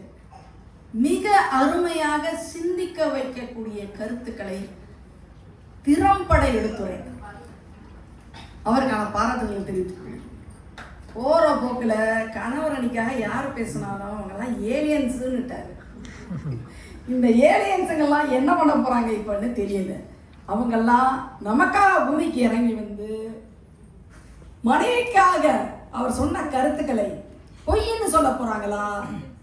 இல்லைங்க, அவராட்டு புழுகிட்டு போட்டாரு, நீங்க புட்டு வைக்கிறாரு, நீங்க அவரு புழுகா அள்ளி விட்டுட்டாரு, இப்படியெல்லாம் இந்த காலத்துல நடக்கவே இல்லைங்க அப்படின்னு சொல்றதுக்காக கணவர் அணிதாங்க பெரிய சுதந்திரத்தை எழுந்திருக்கோம்.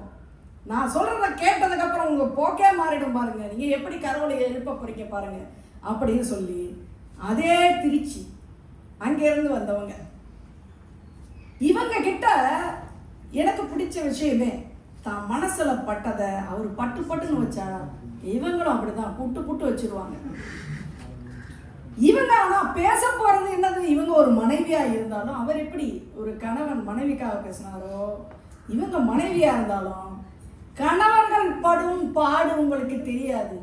எப்படி சுதந்திரத்தை இழந்து தவிக்கிறார்கள், அதுவும் திருமணத்திற்கு பிறகு இந்த காலகட்டத்தில் இப்படி ஒரு கொடுமை அனுபவிக்கிறார்களே, என் மூலமாக எடுத்துரைக்கிறேன் வாருங்கள் என்று சிறந்த பட்டிமன்ற பேச்சாளர் சொல்வேன் வாசகி அவர்களின் பழக்க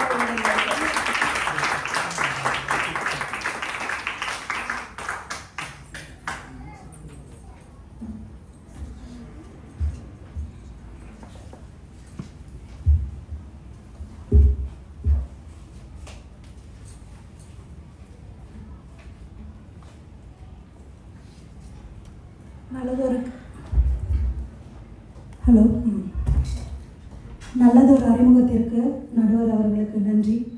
நடுவர் உள்ளிட்ட எதிரணியினருக்கும் மற்றும் இங்கு அமர்ந்திருக்கும் ஆண் பெண் என இரு தரப்பினருக்கும் சப்போர்ட் செய்ய உட்கார்ந்திருப்பவர்களுக்கும், நீ என்ன பேசினாலும் உன்னை தேங்காய் கொண்டு நான் அடிப்பேன்னு சொல்லி முடிவோடு வந்திருக்க பெண்கள் அணிக்கிட்டேருந்து கண்டிப்பாக ஆண்கள் என்னை காப்பாற்றுவாங்க அப்படின்னு நம்பிக்கையோட என் பேச்சை ஆரம்பிக்கிறேன். தக்காளி முட்டை நாங்கள் என்கிட்ட உங்ககிட்ட தேங்காய் சொல்லி பயன்படுத்திட்டாங்களா? எனக்கு மட்டும் ஸ்பெஷலாக தேங்காய் சொல்லியிருக்காங்க. ஏன்னா ஒரு பெண்ணாக இருந்துட்டு ஆணுக்கு சுற்றி போடுறதுக்கு இருக்குங்க. இல்லை, தெளிவாக சொல்லிட்டாங்க அடிக்கிறதுக்கு வாங்க. என் மண்டை பத்திரம், ஆண்களே உங்களை நம்பி தான் பேசுகிறேன், பார்த்துக்கோங்க. இந்த சுதந்திரம் அப்படின்ற வார்த்தைக்கு முதல்ல நடுவர் ஒரு எக்ஸ்பிளனேஷன் கொடுத்தாங்க. மூக்கு நுனி வரைக்கும் தான், அதுக்கு மேலே போகக்கூடாது. இந்த திருமணம் அப்படின்னு நடக்கிறத பற்றி இங்கே நிறைய பேர் பேசிட்டாங்க. இந்த ஆண் எப்படி தெரியுமா, ரொம்ப ஜாலியாக இருப்பான். காலைல எழுந்துச்சா வேலைக்கு போகிறதா, இல்லை விளையாடுறதா, திடீர்னு நினச்சா ஃப்ரெண்ட்ஸோட டூருக்கு போகிறதா, என்ன பிடிக்குதோ அதை பண்ணுவான். வீட்டில் அம்மானு ஒருத்தவங்க இருப்பாங்க, நோட்ட பாயிண்ட் அவங்களும் பெண் தான். இவன் என்ன இந்த பையன் சரியில்லையே, நினச்ச நேரம் ஊருக்கு சுற்றுறான், ஃப்ரெண்ட்ஸோட போகிறான், நைட்டு லேட்டாக வரான், சாப்பிட மாட்டேங்கிறான், இது சரியில்லை. இவளை பிடிச்சி ஒரு பொண்ணு கையில் கொடுத்தாதான் இவன் அடங்குவான். அப்போது எங்களை அடக்கிறதுக்காகவே நடத்தப்படுறது தான் திருமணம். முடிஞ்சுதா, அங்கேயே எங்கள் சுதந்திரம் பறி போயிடுச்சு. இதை மூக்கனா நீர் போட்டாலாவது பையன் திருந்த மாட்டானான்னு நினச்சிருக்கிறாங்க. இதில் என்னங்க தப்பு? என்னங்க சுதந்திரம் பறிக்க வேண்டும் என்பதற்காக ஒரு குடும்பமே சதித்திட்டம் தேட்டி பெரியோர்களால் நிச்சயிக்கப்படுகிற இந்த திருமணத்துக்குள்ள பொண்ணுன்னு தெரியாமல் மாட்டிக்கிறோம். நாங்கள் என்ன பண்ணுறது? இதில் பொண்ணு கிடைக்கலன்னு வேற புலம்பல் கிடைக்கவும் தான் மாட்டேங்குது. ஏன்னா இப்போ தான் அவ்வளோ கண்டிஷன் வைக்கிறாங்களே, ஈக்குவாலிட்டி பேசுகிறாங்க, கண்டிஷன்ஸ் இருக்குது. என்ன பண்ண சொல்கிறீங்க மேடம்? இதெல்லாம் கணவர்களை தேரவே மாட்டேங்கிறாங்களா மனைவி வைக்கிற கண்டிஷன். அதனால தான் நிறைய பேருக்கு கல்யாணம் ஆகலை. சரி, கல்யாணம் தான் பார்த்தா எங்கள் ஆண்கள் சில பேர் இருக்காங்க. இப்போ எங்கள் அணியிலே சத்தியகீர்த்தி மாதிரி காதல் வலையில் வேற விழுந்துருவாங்க. திருமணம் வரைக்கும் நான் சுதந்திரத்தை இழக்கிற வரைக்கும் காத்துட்ருக்க மாட்டேன். நான் காதல் பண்ணி அப்போவே நான் என் சுதந்திரத்தை பறி கொடுத்துட்றேன். அவங்களுக்கும் முன்னாடியே போயிடும். திருமணம் வரைக்கும்லாம் காத்திருக்க வேண்டிய அவசியமே இல்லை. எங்களுக்கு விளற ஒவ்வொரு அடியும் அப்படி இட்டி மாதிரி விழுது. ஊமை அடின்னு ஒன்று இருக்குது, தெரியுமா நடுவர் அவர்களே? கேள்விப்பட்டிருக்கேன். கேள்விப்பட்டிருக்கேன். கொடுத்து கூட பழகியிருக்கேன். அது யாருன்னு எங்களுக்கு தெரியும். இந்த அடி எப்படின்னா வாங்கினவங்களுக்கும் கொடுத்தவங்களுக்கும் மட்டும்தான் தெரியும், மற்ற யாருக்கும் தெரியாது. எவ்வளோ அடி வாங்கினாலும் அப்படியே சிரிச்சுக்கிட்டு அப்படி இருக்கிற ஆண் வர்க்கம் எவ்வளோ பெரிய தியாகிகள் சொல்லுங்க. ஆணின் பேச்சுரிமை பறிக்கப்படுது திருமணத்திற்கு பிறகு. பெரும்பாலும் ஜனநாயக நாட்டில் பேச்சுரிமைக்கு அவ்வளோ மதிப்பு இருக்குங்க. ஆனால் வீட்டுக்குள்ளே ஆண்களுக்கு பாவம் பேச்சுரிமையே கிடையாது. அப்படி பேசி தான் பாருங்களேன். நீ தான் வந்திருக்காங்களே 4 பேர் பேசுறதுக்கு. வீட்டில் தான் எனக்கு இடம் இல்லை, இங்கே கொடுங்க மேடையை, நான் பேசுகிறேன் 4 பேர் வந்திருக்காங்க பார்த்தீங்களா. அதனால தான் நீங்கள் வாய்ப்பு கொடுத்தோன்னா ஓடி வந்துட்டாங்க. ஏன்னா வீட்டில் பேச முடியாது. ஆனால் இன்னொன்றும் சொல்கிறேன், இப்போ வீட்டுக்கு திரும்பி போனால் மறுபடியும் விழுவோம். அதுக்கும் அவங்க தான் அனுபவிக்கணும். உண்மை குத்து. ஆமாம். பேசுகிறது எப்படின்னா, இவங்க ஏதாவது ஒரு விஷயம் சொல்லுவாங்க. இவங்க எப்படி ஆரம்பிப்பாங்க தெரியுமா? நான் கல்யாணத்துக்கு முன்னாடி அப்படி இருந்தேன், இப்படி இருந்தேன், எங்கள் அப்பா என்னை இப்படி தாங்கினாரு, அப்படி தாங்கினாரு. இதெல்லாம் நம்ம பார்த்துருக்க மாட்டோம் 25 வருஷத்தில், தெரியவும் தெரியாது. அவங்க என்ன சொன்னாலும் கேட்டுகிட்டே இருக்கணும். நம்ம ஏதாவது ஒரு பதில் சொல்லிட்டோம் அப்படின்னா முடிஞ்சுது கதை. நீ எப்படி பேசலாம்? உனக்கு யார் அந்த தைரியம் கொடுத்தது? உன்னால தான் நான் இங்கே வந்து இவ்வளோ கஷ்டப்படுறேன், உன்னால தான் நான் வேலைக்கு போகல, நானும் படிச்சிருக்கேன், நானும் அதை பண்ணுவேன், இதை பண்ணுவேன், இப்படி இருப்பேன், அப்படி இருப்பேன்னு சொல்லி அதுக்கப்புறம் வாயே திறக்க விட மாட்டாங்க. இவன் என்ன பண்ணிடுவான், பேசாமல் அமைதியாக இருந்துடலாம். பேசிட்டாக்க பிரச்சனை அதிகமாகும். குடும்பம் நல்லா இருந்தால் போதும்னு சைலண்ட் ஆகிடுவான். அப்புறம் யார் அடி வாங்குறது? அதனால சைலண்டாக இருந்து ஊமை குத்தே வாங்கிக்குவோம். அப்பையும் சும்மா விடுவாங்களா இவங்க? பேச வாயை மூடிக்கிட்டே இருக்கிய, பேச தெரியாது உனக்கு, அதுக்கும் விழும் அடி. பேசிதான் பாரு. இப்போ இவனுக்கு சந்தேகம் வந்துடும், பேசலாமா வேண்டாமா, பேசுனா என்ன நடக்கும், பேசலைன்னா என்ன நடக்கும். சரி, ஒரு பொதுவாக ஒரு கருத்தை சொல்லி தான் வைப்போமே அப்படின்னு வாயை திறந்தானா முடிஞ்சுது. மறுபடியும் ஆரம்பிக்கும். எங்கள் அப்பா கிட்ட இருந்து வரும் கடகடன்னு. ஆண் வந்து தன் மனைவி அதிகமாக நேசிக்கிறதுக்கு ஒரு காரணம் இருக்கு. என்ன தெரியுமா? அவன் தாய் மீது வைத்திருக்கின்ற அளவு கடந்த மரியாதை தான் தன் மனைவியின் மீது அவன் வைக்கிற காதல். அப்படிப்பட்ட ஆணுக்கு ஒரு அம்மா மேலே இருக்கிற மதிப்பு அப்படியே தன் மனைவியிடம் கடத்த முடியுதுல்ல. ஏன் இந்த பொண்ணுங்களால முடியல? பிரச்சனையே அங்கதாங்க. ஐயா, கல்யாணத்துக்கு பிறகு அவன் அம்மா மேல வச்ச ஆசையை குறைச்சிக்கிறதே இல்லை. அதனாலதான் எங்களுக்கெல்லாம் பிரச்சனைன்னு மனைவிகள்லாம் சொல்றாங்க. இங்கே இந்த பொண்ணுங்க என்ன தெரியுமா பண்ணுவாங்க, எங்கள் அப்பா மாதிரி வருமா, எங்கள் அப்பா மாதிரி முடியுமா அப்படின்னு. ஆனால் அப்பா மாதிரி கணவனை நேசிக்க மட்டும் இவங்களால் முடியவே முடியாது. எங்கள் அப்பா பெஸ்ட், நீ வேஸ்ட் அப்படின்னு சொல்கிறதுல தான் பெண்கள் குறியாக இருக்காங்களே ஒழிய ஒரு நாளும் தன் தந்தையை நேசித்த அளவுக்கு தன் கணவனை நேசிக்க அவர்கள் தயாராக இருப்பதே இல்லை. அடுத்து இந்த ஃபினான்ஸ். பெரும்பாலான ஆண்கள் அது ஏனோ ஒரு ரொம்ப காலமாக வந்து ஆண் தான் சம்பாதிக்கணும் அப்படின்னு ஒரு காலகட்டம். இன்றைக்கி பெண்களும் சம்பாதிக்கிறாங்க, எல்லாம் வந்துருச்சு. ஆனாலும் கூட இன்று வீட்டில் பெண் இருந்தாலும் சம்பாதிக்கிறது என்னமோ ஒரு ஆண் தான். ஆனால் ஃபினான்ஷியலாக முடிவு பண்ணுறது வந்து ஒரு பொண்ணு தான். உதாரணத்துக்கு என்னையே எடுத்துக்கோங்களேன். நாங்கள் இப்போ சமீபத்தில் ஒரு வீடு கட்டினோம். ஃபினான்சியர் வந்து என் வீட்டுக்காரர். ஆனால் அதில் ஒரு குண்டூசி கூட நான் அவர் முடிவு எடுக்கலை, நான் முடிவு எடுக்கவும் விடலை.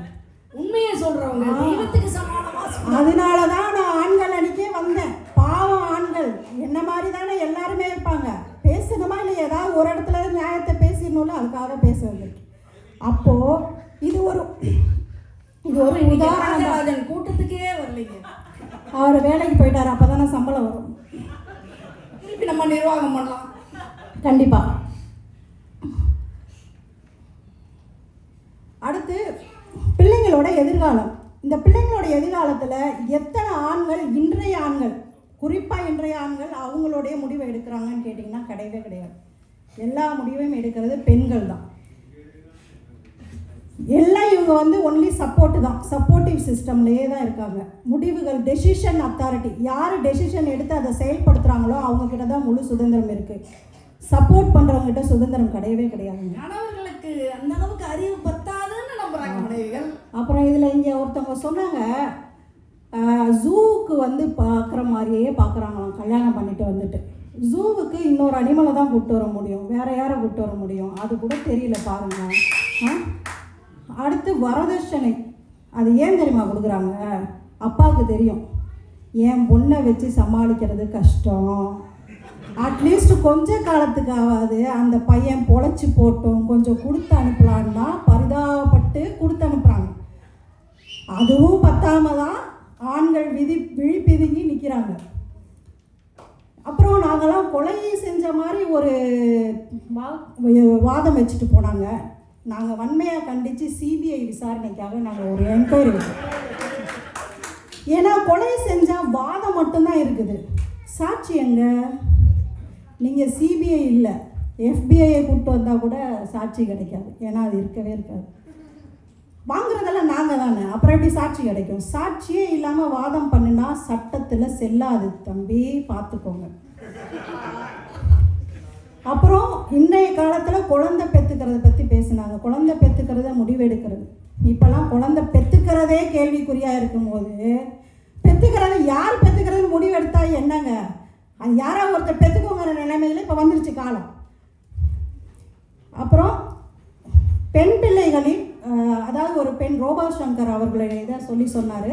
அவங்களால வந்து அது உண்மைதான், நான் ஒத்துக்கிறேன். ஆனால் அதை விட அதிகமாக பெண் பிள்ளைகள், தகப்பனாரின் இறுதிச் சடங்குகளை செய்த பெண் பிள்ளைகள், அதே திரைப்பட உலகில் எத்தனை பெண் பிள்ளைகள் இருக்காங்கன்னு தெரியுமா?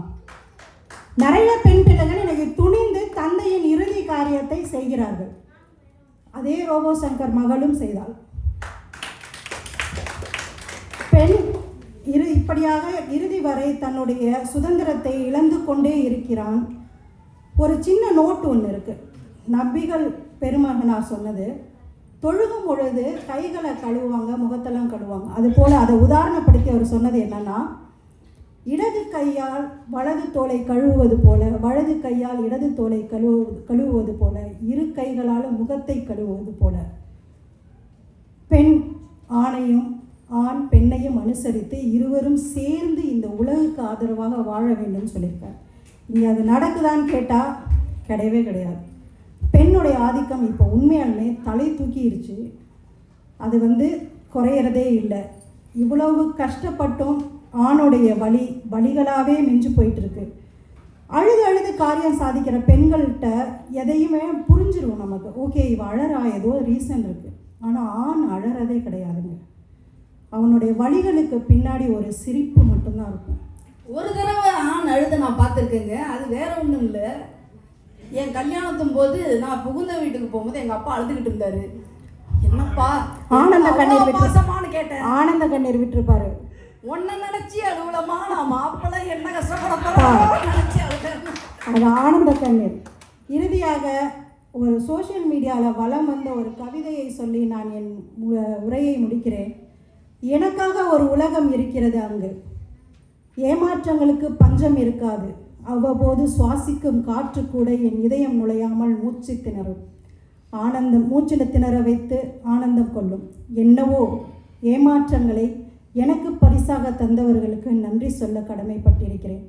ஆம், ஏமாற்றங்கள் நிறைந்த என் உலகில் என்னோடு பயணிப்பவர்கள் நான் அதீதமாக நேசிப்பவர்கள். இது ஒவ்வொரு ஆணுக்கும் கண்டிப்பாக தெரியும். பெண்களை அதிகமாக நேசித்து அவர்களை சுதந்திரத்தோடு வாழ வேண்டும் என்று அவள் வெற்றிக்காக தன் அனைத்தையும் இழந்து பின்னே நின்று முன்னே செலுத்துபவன் ஆணே என்று கூறி வாய்ப்புக்கு நன்றி கூறி வெளிவருகிறேன். நன்றி, வணக்கம். நன்றி வாசுகி, நாங்கள் ஒத்துக்கிறோம். இன்னைக்கு நீங்கள் இங்கே வந்து சிறப்பாக பேசுகிறீங்கன்னா உங்கள் பின்னாடி தூண் மாதிரி நிற்கிற உங்களுடைய கணவர், அவருடைய தியாகங்கள் தான். அவர் தான் அதிக சுதந்திரத்தை இழந்து தனக்கு வரும் வாய்ப்பை கூட தன் மனைவிக்காக விட்டு கொடுத்து வாழ்ந்திருக்கிறார் என்று உங்கள் மூலம் நாங்கள் விளங்கிக் கொள்கிறோம். சிறப்பான பேச்சுக்கு பாராட்டுகள். ஆனால் இவங்க எவ்வளவு குற்றச்சாட்டுகள் இந்த மனைவி மேலே வச்சுருக்காங்க பார்த்தீங்களா? வரதட்சணை கொடுக்கறதுக்கே வேற ஒரு டெஃபினேஷன் கொடுத்துட்டு போயிருக்கிறாங்க, ஜூக்கு அதை விட ஒரு டெஃபினேஷன் கொடுத்துட்டு போயிருக்கிறாங்க. இதெல்லாம் கேட்டுட்டு இந்த மனைவிக்காக பேச வந்த கணவர்கள் கூட சும்மா இருக்கலாம். மனைவிக்காக நான் என் உள்ளத்துலேருந்து பேச மதுரையிலேருந்து வந்திருக்கேன். கண்ணகி மாதிரிடா நான். எப்படி கருத்துக்களை வந்து கலையா விட்டு எரிக்க போறோம் பாருங்க இந்த கணவர் குழுவை. அப்படின்னு சீற்றத்தோட பேசக்கூடிய, சிறப்பாக பேசக்கூடிய, அதிலும் இவர் நகைச்சுவையாக பேசுவதில் மிகவும் சிறந்த வல்லமை பெற்றவர். பல நகைச்சுவை போட்டிகளில் மாவட்ட அளவிலும் பரிசு பெற்றவர். சிறப்பாக பேசும் நமது சித்ரா அவர்கள் மனைவிகள் தான் திருமணத்திற்கு பிறகு பெரிதும் சுதந்திரத்தை இழப்பவர்கள். இதுல உங்களுக்கு சந்தேகமே வேணாம்.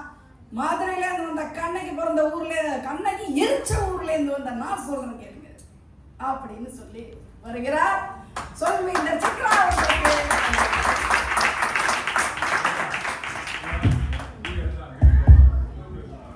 என் பேச்சை கேட்டு கைத்தட்ட காத்திருக்கும் பெண்களுக்கும், தலையில் கை வைத்து உட்கார போகும் ஆண்களுக்கும், நடுநிலை தவறாத பட்டிமன்ற நடுவர் அவர்களுக்கும், திருமணத்திற்கு பின்பு சிறவொடிந்த சிட்டுக்களாய் சிக்கி தவிப்பது பெண்களே என்ற உண்மையை உறக்க சொன்ன எண்ணணியினருக்கும், குதிரைக்கு கொம்பென்றும் மதுரைக்கு கடல் என்றும் ஆணுக்கு கருவென்றும் தேனுக்கு கசப்பென்றும் இலூஷனில் வாழ்ந்து இல்லாத ஊருக்கு 8 வழி சாலை போட்டு சென்ற எதிரணியினருக்கும் என் இதயம் கனிந்த வணக்கங்கள்.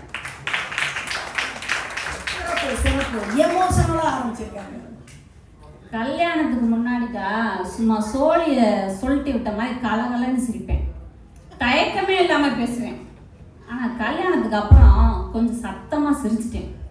அங்கே தூரத்துலேருந்து எங்கள் அத்தை, என்னம்மா அங்கே சத்தம், கொஞ்சம் அடக்கமா இருமா நாங்கள் வருங்க. அதில் அடங்கி போச்சுங்க மொத்தமா. சத்தமா சிரிச்சு ஒரு குத்தமாயா? மொத்தமா இன்னும் நிறைய இருக்கு. சிரிக்க கூட சுதந்திரம் இல்லாம போச்சு நடுகிறவர்களே. அதே போல கல்யாணத்துக்கு அப்புறம் நாங்கெல்லாம் வெறும் ஒய்ஃபு கிடையாதுங்க, ஒய்ஃபை மாதிரி. அந்த குடும்பத்தில் இருக்க அத்தனை பேர் கையிலையும் பாஸ்வேர்டு இருக்கும். அத்தனை பேரும் எங்களை யூஸ் பண்ணுவாங்க. அத்தனை பேர் கூட நாங்கள் கனெக்டும் ஆகணும்.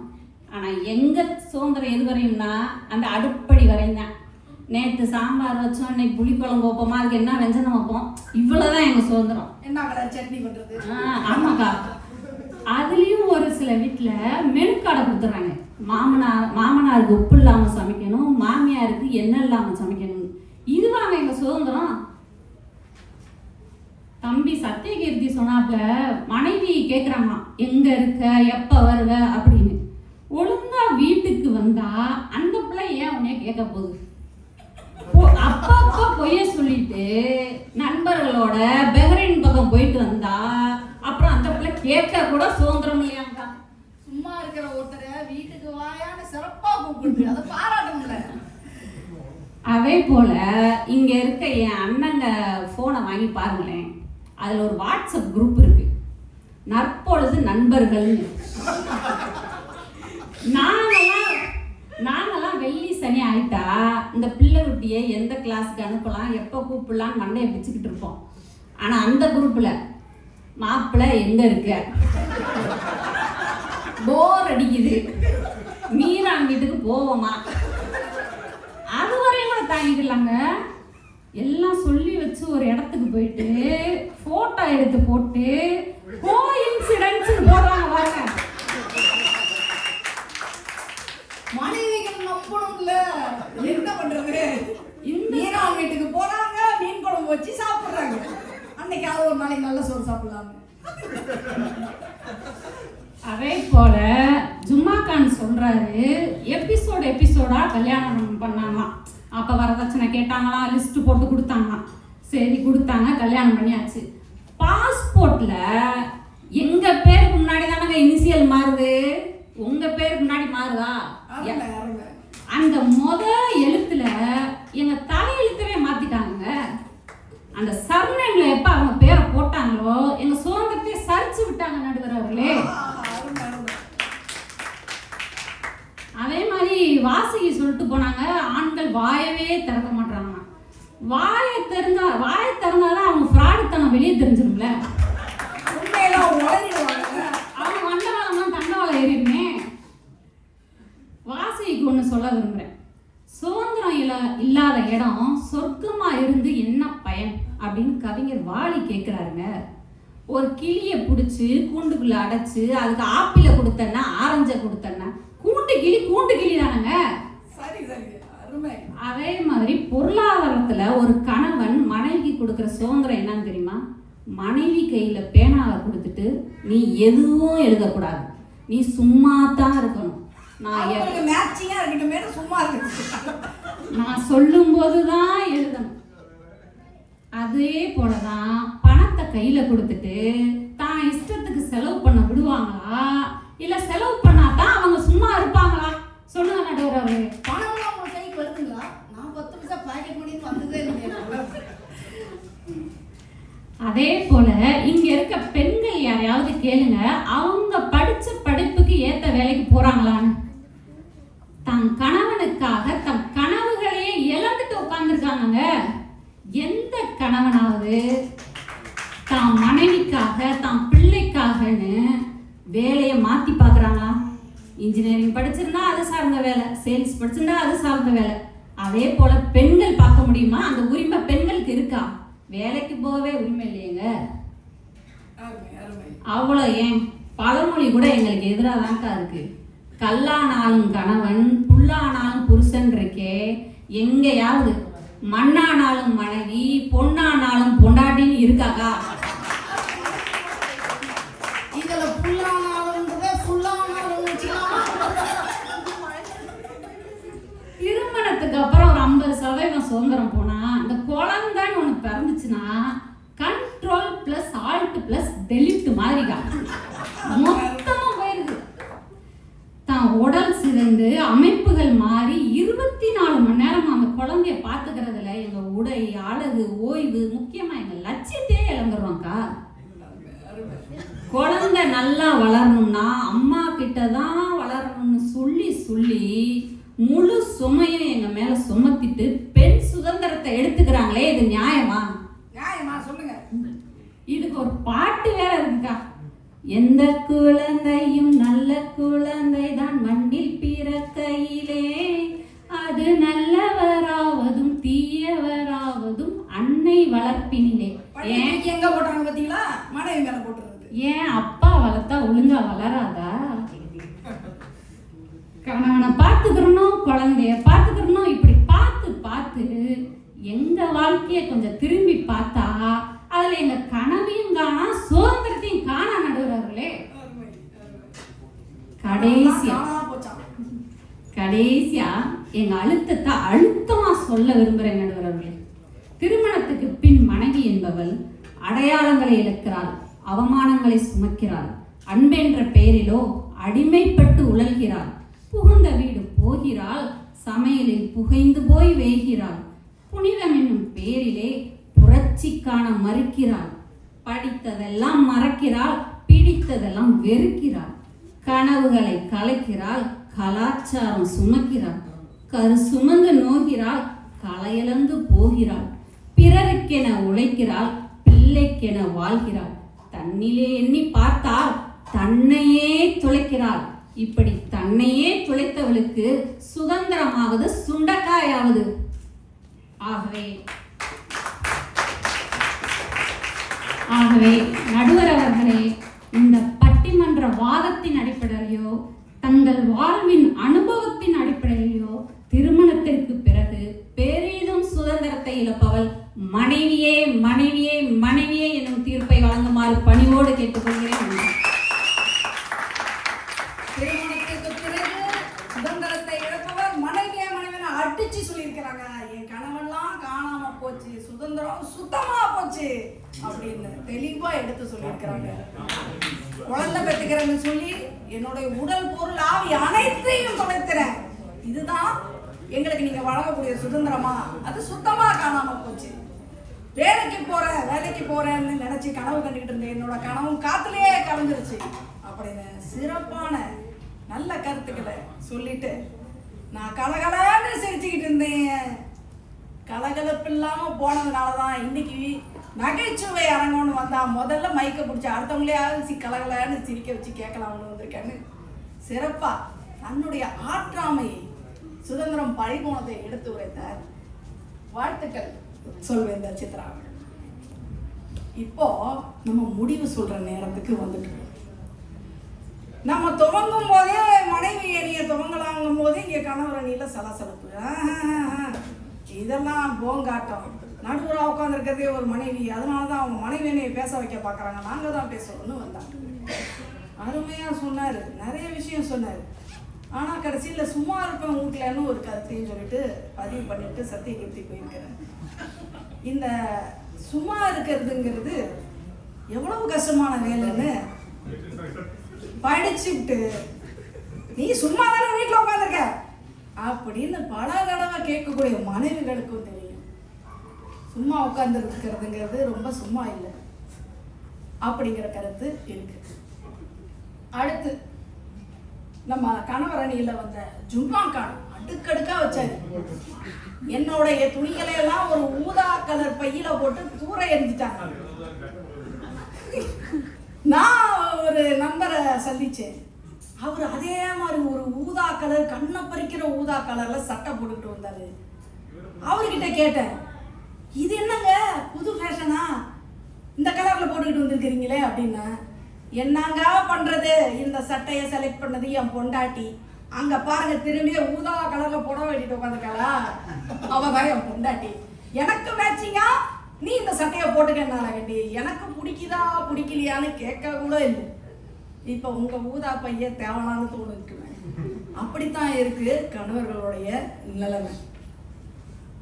இன்னொரு நண்பரை சந்திச்சேன், அவர் சொன்னாரு, முந்தா நேத்து எங்க வீட்டுல கறி குழம்பும் பிரியாணியும் எறா தொக்கும் தூள் பறக்குதுங்க அப்படின்னு. என்னங்க என்ன விசேஷம்? வேற ஒன்றும் இல்லை, என் மச்சினிச்சி வந்திருந்தா, என் மாமனார் வந்திருந்தாரு, மாமியார் வந்திருந்தாரு அப்படின்னு. ஓஹோ, இதெல்லாம் உங்க டேஸ்ட்டுக்கு அவங்க சமைச்சு போட்டாங்களா? இல்லைங்க, போன வாரம் எங்க அப்பா அம்மா என் தங்கச்சியோட வந்திருந்த போது உடம்பு சரியில்லைன்னு அவங்க வீட்டுக்கு போயிட்டான். இன்னைக்கு தடப்படலாம் செய்யறானா அது அவங்க வீட்டுக்கு மாத்திரம்தான். என் நிலைமைய பார்த்தீங்களா? என்ன பெத்து வளர்த்த எங்க அப்பா அம்மா என் கூட பிறந்த தங்கச்சிக்கு கூட நல்ல சோறு போடுறதுக்கு என் மனைவியின் ஒத்துழைப்பு எனக்கு கிடைப்பதில்லை. எனக்கு அந்த உரிமையும் இல்லை. உரிமையா வந்து சமைச்சு போடுமா, வாய்க்கு ருசியா, அவங்களும் மனுஷங்க தானம்மா, சாப்பிட்டுட்டு போட்டோன்னு என்னால் சொல்லக்கூட முடியல. ஏன்னா ஊமை குத்து வாங்கணும் இவங்க. இந்த நீ சொன்ன மாதிரி ஊமை குத்து வாங்குறது நாங்கள் அப்படின்னு கணவரணி சொல்றாரு. இன்னும் நல்லா நம்ம ஆராய்ஞ்சு பார்த்தோம்னா, திருமணத்திற்கு பிறகு எனக்கு பிடிச்ச இடத்துக்கு பிடிச்ச மாதிரி போவேன், கால் போன போக்கில் போவேன், கால் கட்டு போடுறேன்னு சொல்லி என்னை கொண்டு வந்துட்டு என்னால் சுதந்திரமாக எந்த இடத்துக்கும் போக முடியாது. இந்த குழந்தைகளை வளர்க்கறதுக்கும் இந்த குடும்பத்துக்காகவும் நாம் ஒரு வேலையில் சேர்ந்துட்டோன்னா அந்த முதலாளி சொல்கிற அந்த வேலைகளை எனக்கு பிடிக்குதோ பிடிக்கலையோ நான் பல்ல கடிச்சிக்கிட்டு செய்யறேன். ஏனென்றால் கண்ணை மூடினால் என் மனைவியும் குழந்தைகளும் என் நினைவுக்கு வருகிறார்கள். என்னால் சுதந்திரமா ஒரு முடிவெடுத்து இந்த வேலை வேணாம், இந்த முதலாளி வேணான்னு தூக்கி எறிஞ்சிட்டு என்னால் போக முடியல. அந்த சுதந்திரத்தை கூட என் குடும்பத்திற்காக திருமணத்திற்கு பிறகு நான் இழக்க வேண்டி இருக்கிறது. வேற ஒரு ஊருக்கு போனா சிறப்பா வாழலாம்னு என் பொண்டாட்டிக்கிட்ட சொல்லி பார்த்தேன். எங்க அப்பா அம்மா வீட்டுக்கு பக்கத்துல இருக்கிற அந்த வீடு, இந்த ஜும்மாக்கான் சொன்னாரே அத மாதிரி, அங்க இருந்தாதான் எனக்கு வசதி.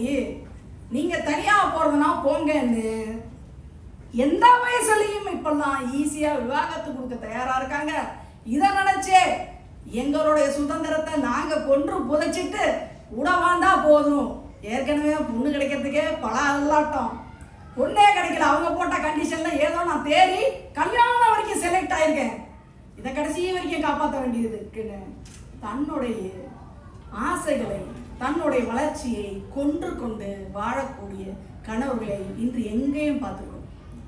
இன்னைக்கு ஒரு மனைவியை அவதூறாக நீங்கள் பேசினாலோ அல்லது கை ஓங்கினாலோ நீங்க உங்க கதி என்ன ஆகும்னு தெரியும். ஏனென்றால் எங்க போனீங்கன்னாலும் ஒரு பெண் என்னை அடிச்சிட்டாரு, என்னை வசப்பாடிட்டாருன்னு ஒரு கம்ப்ளைண்ட் கொடுத்தா போதும், உங்களை சுடுக்கு எடுத்துருவாங்க. அதனாலயே ஓங்கினவைய கூட இப்படி இப்படி இப்படி இப்படி இறக்கி விட்டுக்கிட்டு அடக்குன கோபத்துக்காக தான் இந்த அவரெல்லாம் சும்மா இருக்கிறதெல்லாம் அதுதான் கதை. சும்மாவே இருக்கிறாங்கிறவங்கள காதில் வந்து ஒரு விஷயம் மாட்டியிருப்பாரு, கேட்க கூட கேட்காது, அவர் பாட்டு உள்ள கேம் விளையாடுற மோட்ல இருப்பார். ஏன்னா அவர் மூடு மாறிக்கிட்டு இருக்குது, அதை தவிர்க்கிறதுக்காக அவர் கேம் போடுறது போயிடுறாரு. இப்படிப்பட்ட சூழ்நிலைகள் தான் பல குடும்பத்தில் இன்னைக்கு இருக்கு. அதே எந்த இடத்துலயாவது இந்த உள்குத்து வாங்கின ஆம்பளைங்க எல்லாம் ஒரு கம்ப்ளைண்ட் கொடுத்தா அடவையாதுமா எவனா நம்புவானா, ஒருத்தன் நம்புவானா, அந்த ஆணுக்காக ஒருத்தன் சப்போர்ட் வரும். என்னம்மா யாரம்மா போட்டு அடிக்கிறது நீ, ஒருத்தன் கேட்பானா இந்த உலகத்துல. பாவம் ஆண்களோட நிலைமை திருமணத்திற்கு பிறகு இந்த உள்குத்து ஊமக்குத்து கதை தான். பரிதாபமா இருக்காங்க. பல பேர் மனசை புண்பட்ட மனசை புகைய விட்டு ஆத்துன்னு அது வேற வெளியில போய் புகையும் ஃபுல்லுமா அப்படியே வந்து கமுக்கமா உட்காந்துருக்கு. வாயை திறந்தா ஊதும்பாங்கல்ல, அதுக்காகவே கமுக்கமா உட்காந்துக்கிறது. இப்படியே மனசை தேடிட்டு இருக்கிறாங்க. இது இன்னைக்கு ஆண்களோட நிலைமையா இருக்கு. பிடிக்குதோ பிடிக்கலையோ ஷாப்பிங்ன்ற பேர்ல என் பொண்டாட்டி என்னை கூப்பிட்டுட்டு போவாங்க. நான் வரலாமா, உனக்கு சுதந்திரம் தரேன், இப்பதான் சவுதி நாட்டில் உனக்கு டிரைவ் பண்ணலான்னு சொல்றாங்க, உனக்கு கார் கூட வாங்கி தரேன்னு கெஞ்சி பார்த்தேங்க. நீ வர்ற, ஏன் கூட ஷாப்பிங் நீ வர்ற அப்படின்னு சொல்லி கூட்டிட்டு போறாங்க. அங்க போயிட்டு எனக்கு தெரிஞ்ச ஒரே பதில தான் சொல்ல போறேன். ஒரு ரெக்கார்ட் பண்ணி கூட ஒரு ரோபா கிட்ட கொடுத்துடலாம். முந்தானத்தை அப்படிதாங்க ஒரு வீடியோ ஒன்று பார்த்தேன். ஏங்க நான் போட்டிருக்க ட்ரெஸ்ஸு நல்லா இருக்குல்ல அப்படின்னு. அவர் அப்படியே கணினியில் வேலை செஞ்சுக்கிட்டே இருக்காரு. ஆமாம்மா நல்லா இருக்கு. ஏங்க என்ன பார்த்து சொல்லுங்க. ஏமா பார்த்தாலும் பார்க்கலனாலும் அதே தானம்மா சொல்ல போகிறேன், இதுக்கு எதுக்குமா திரும்பி பார்க்கணும், வேலையில் முக்கியமாக இருக்கம்மா அப்படிங்கிறாரு. அது போல அவங்க கூட்டிகிட்டு போகிறதே ஷாப்பிங், அவங்களுக்கு ஒரு என்டர்டெயின்மெண்ட்டு. அவங்க ஒரு 2 சட்டை காட்டுவாங்க. இது நல்லா இருக்கா, நல்லா இருக்குமா, அப்போ இதுவும் நல்லா இருக்குமா, அப்போ 2 எடுத்துக்கவா அப்படின்னா அப்படியே அடுத்த நேரம் கொண்டு போய் வேற இடத்துல போட்டுட்டு வேற ஒன்று எடுப்பாங்க. சரி இன்னும் சொல்ல முடியல, நல்லா இல்லை இன்னும் சொல்ல முடியல. பாவம் அவ்வளவு திண்டாடுறாங்க. இதுக்காகவாது போய் நம்ம சத்தியகீர்த்தி சொன்னது போல ஒரு மொபைல் எடுத்துக்கிட்டு அப்படியே ஷாப்பிங்கில் நோண்டிக்கிட்டே இருந்தா என்னன்னா டோஸ் உழுது அவங்களுக்கு.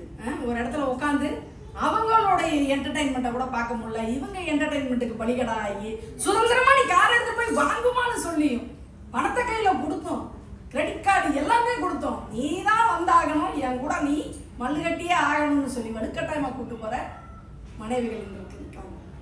அப்போ கணவர்களுக்கு எங்கெங்கெல்லாம் சுதந்திரம் போச்சுன்னு நீங்கள் நன்றாக தெரிஞ்சுக்கணும். இப்போ இந்த மனைவி 3 பேர் வந்திருக்கிறாங்க. அவங்களுக்கு கொஞ்சம் அவங்க என்னென்ன சொன்னாங்கன்னு நம்ம பார்ப்போம். அவங்க பிறந்த வீட்டில் மகாராணி மாதிரி இல்லைனாலும் டாடிஸ் லிட்டில் பிரின்சஸாக இருந்திருக்கிறாங்கன்னு சொன்னாங்க. அந்த அப்பா அம்மா பல சுதந்திரத்தை அவங்களுக்கு உண்மையிலே கொடுக்கறது இல்லை. பிறந்த வீட்டில் ஏமா இப்படியெல்லாம் சட்டை போடாத, இப்படியெல்லாம் மேக்கப் போடாத, எவனும் கட்ட மாட்டான் அப்படின்னு சொல்லி அடக்கி வளர்ந்து எதா இருந்தாலும் உன் புருஷன் வீட்டில் போய் பார்த்துக்கோமான்னு ஆசையை வளர்த்து விட்டு தூண்டி விட்டு அங்கேருந்து அனுப்புனா அங்கே நிலைமை அதை விட மோசமாகும். உங்க அப்பா வீட்டில் இந்த மாதிரி நீ இருந்தேன்னு தானே விரும்பி கல்யாணம் பண்ண, இங்கே வந்து என்ன இந்த முடியை இப்படி வெட்டிக்கிற, அந்த முடியை அப்படி சிலிப்பிக்கிற, இந்த மாதிரி உடை அணிகிற, இதெல்லாம் எங்க குடும்பத்துக்கு ஆகாது. இங்கேயும் அதே இவங்களுக்கு எங்கதான் சுதந்திரம் பாவம். இப்படி நம்பி வந்ததுனாலதான் இவங்க குத்துற குத்து பூரா உண்மை குத்தா இருக்கு. ஆனா பாவியெல்லாம் மொத்தமா என்னை ஏமாத்தி கல்யாணங்கிற வலையில உள்ள வச்சு எனக்கு எங்கேயா இருக்கு சுதந்திரம் அப்படிங்கிற மாதிரி இருக்கு. இதை விடுங்க, இன்னைய காலகட்டத்துல ஆண் பெண் சமமா படிக்கிறாங்களா இல்லையா? அந்த காலத்துல தான் சொன்னாங்க, அன்பை கொடுப்பவள் அன்னை, அறிவை கொடுப்பவள் தந்தை. ஏன் பெண்ணுக்கு தாய்க்கும் அறிவே இல்லையா? இன்னைக்கு 10ஆம் கிளாஸ் ரிசல்ட் வரட்டும், 12ஆம் கிளாஸ் ரிசல்ட் வரட்டும், அறிவுல சிறந்தவங்க யாருன்னு உங்களுக்கு ரிசல்ட்டை பார்த்தாலே தெரியும். பெண்கள் அதிக மதிப்பெண்கள் எடுத்து தன் அறிவு திறமையால் பல இடங்களில் ஆண்களுக்கு போட்டியாக வேலை செய்கிறவர்கள் எல்லா துறையிலும் இருக்கிறார்கள். அவ்வளவு அறிவும் திறமையும் பெற்ற அந்த பெண்கள் அவங்க படிக்கிறதுக்கு கம்மியாவா காசு வாங்குறாங்க? நீங்க கட்டுற அதே ஃபீஸை தானே கட்டி அந்த பெண்களும் அந்த கல்லூரியில் சேர்ந்து தன்னுடைய அறிவை மேம்படுத்தி தன் திறன்களை வளர்த்து நீங்க சேர்ந்த மாதிரி அதே அலுவலகத்தில் சேர்ந்து உங்களுக்கு ஈக்குவலாக வேலை செஞ்சுட்டு இருப்பாங்க கல்யாணத்துக்கு முன்னாடி வரைக்கும். கல்யாணத்துக்கு பிறகு கல்ஃபுக்கு கூப்பிட்டு வரேன்னு இங்கே கூப்பிட்டு வந்தோ இல்லை வேற ஊருக்கு ஏன் ஊருக்கு வந்து வாழன்னு சொல்லி அவங்கள கூட்டிகிட்டு போயோ அவங்க வளர்ச்சியை நீங்கள் என்ன பண்ணுறீங்க? இந்த அணியினர் சொன்னாங்க, நான் படித்த படிப்பு, நான் கண்ட கனவை சிதைக்கிறீர்கள். டாக்டருக்கு படிச்சுக்கிட்டு 4ஆம் கிளாஸுக்கு வாத்தியாரமாக மாறின பல மனைவிகளை நம்ம பார்த்துருக்கோம். பிடிச்சா செய்கிறாங்க கிடையாது, அவர்கள் மேல் திணிக்கப்படுகிறது. அவர்களுக்கான சுதந்திரம் எங்கே இருக்கிறது? சிறப்பாக ஒரு கேள்வியும் இங்கிருந்து வைக்கப்பட்டது. இந்த குழந்தை பெற்றுக்கொள்வது ஒரு மனைவியால தான் குழந்தை பெற்று தர முடியும். ஆனா அவளுடைய வளர்ச்சியை அது பாதிக்குது. ஏன்னு கேட்டீங்கன்னா, ஒரு வேலைக்கு போற இடத்துல அவ மெட்டர்னிட்டி லீவுன்னு ஒன்று கொடுக்குறாங்க. நீங்க அதை முடிச்சுட்டு திருப்பி உள்ள போகும்போது உங்களுக்கு கீழே வேலை செஞ்சவன்லாம் ப்ரொமோஷன் வாங்கி மேலே போயிருப்பான், நீங்க ஒரு படி கீழே இறங்கிருப்பீங்க. சரி, இப்ப வேணாம் குழந்தை, ஒரு 2 வருஷத்துக்கு அப்புறம் பெற்றுக்கலாம். அந்த முடிவை சுதந்திரமாக தைரியமாக ஒரு பெண்ணால் எடுக்க முடியுதான்னா இந்த சமுதாயம் அனுமதிப்பதே இல்லை. குறை யார் பேரில் இருக்கிறது என்று ஆராய்வதற்கு முன்னாடியே இந்த பொண்ணை கூட்டு போய் ஃபெர்டிலிட்டி கிளினிக்ல நிறுத்திடுவாங்க. இவன் அவள் கணவனுக்கோ கணவன் வீட்டாருக்கு மாத்திரமோ இல்லைன்னா சமூகத்துக்கே பதில் சொல்ல வேண்டியிருக்கிறது. இந்த அன்னை வளர்த்தால் தான் அன்பை தருவாள், நல்லா வளரும் குழந்தைங்கிறதெல்லாம் ஒரு திணிக்கப்பட்ட உண்மை. குழந்தையே அந்த காலத்திலே தாதிமார்கள் வைத்து வளர்த்தவர்கள் தான் ராஜா குடும்பத்தை சேர்ந்தவர்கள். அவங்களத்தான் நீங்க மகாராணின்னு சொல்லுவீங்க. ஆனா இன்னைக்கு என் வீட்டுல என் பொண்டாட்டிய ராணி மாதிரி வச்சிருக்கேங்க வேண்டியது. அந்த ராணி மாதிரிங்கிறதுக்கு அர்த்தம் என்ன தெரியுமா? இந்த ராணி ஆணையிட்டது மாத்திரம் நடக்கிறது இல்லை, ராணி நினைச்சதெல்லாம் நடக்கும். அவள் தான் மகாராணி. அவளுக்கான ஓய்வு கிடைக்கும் அவளுக்கு நினைத்த நேரத்தில். இன்று விடுமுறைன்னு எடுத்துக்கிட்டீங்கன்னா, ஒரு நாள் ஒரு வேளை நீங்க வெளியில கூட்டு போய் ஹோட்டல்ல வாங்கி தரீங்க. அந்த அளவுக்கு இன்றைய சூழ்நிலையில சமூகம் கொஞ்சம் வளர்ந்திருக்கிறது. ஆனா அதுக்கப்புறம் வீட்டுக்குள்ள வந்த உடனே அப்படி சட்டையை கட்டி ஒரு கையிலையை கட்டிட்டு டிவி ரிமோட்டை போட்டுக்கிட்டு உட்காந்துருவாரு கணவன். ஆனா அந்த மனைவிக்கு உண்டான பொறுப்புகள் இருக்கிறதே, அடுத்த நாள் பிள்ளைய பள்ளிக்கூடத்துக்கு அனுப்புறது, புஸ்தகம் ரெடி பண்றதுலேருந்து, இஸ்திரி போட்டு அந்த யூனிஃபார்ம் அயன் பண்றதுலேருந்து, காலையில டிஃபன் செஞ்சு போட்ட பாத்திரம் கிடக்கும் விலக்கி வைக்கிறதுல, எத்தனை ஆண்களுக்கு இங்கே சமைக்க தெரியும்? ஏன் ஆண் சமைத்தால் ருசியாக இருக்காதா என்ன? இங்க நடக்கக்கூடிய பல உணவுகளிலும் செஃப்பாக இருக்கிறது ஆணினம். நாங்க தான் ஏன் நலபாகம் அப்படின்னு பெருமையா சொல்ற நீங்க சாமர்த்தியமாக அந்த சமையல் வேலையை ஒரு பெண்ணின் மீது திணிக்கிறீர்கள். உங்களை போன்றே படித்து உங்களை போன்றே உத்தியோகத்தில் இருக்கும் அவள் வெறும் உத்தியோகத்தை மட்டும் பார்ப்பதில்லை.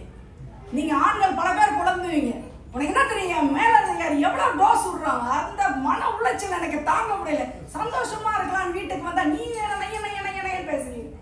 அதுவும் என்ன மாதிரி ஒரு பேச்சாளர் பொண்டாட்டியா கிடைச்சிட்டா அந்த கணவர்கிட்ட போய் கேட்கறது, மேடையில இந்த கட்டு கட்டுது பொலன்னு பொழக்குது, வீட்டுல நீ எப்படியா தாங்குற, ரொம்ப நல்லா ஐயா அப்படின்னு ஒரு வார்த்தையை சொல்லிடுது. ஆக இந்த பெண்ணுக்கு எத்தனை பலு, வேலைக்கு போறதோட சேர்த்து வீட்டு வேலைகளையும் கவனிக்குது. அப்படி இல்லைன்னா நீ வேலைக்கே போவேணாம், குடும்பத்தை பார்க்கலையா, நீ வீட்டோடு இரு, நான் உன்னை பார்த்துக்கிறேன்னு சொல்ல வேண்டியது. ஆனா பல பெண்களுக்கு இன்னைக்கு அவளுக்கான தேவைகளுக்கான பணத்தை கூட கொடுப்பதில்லை.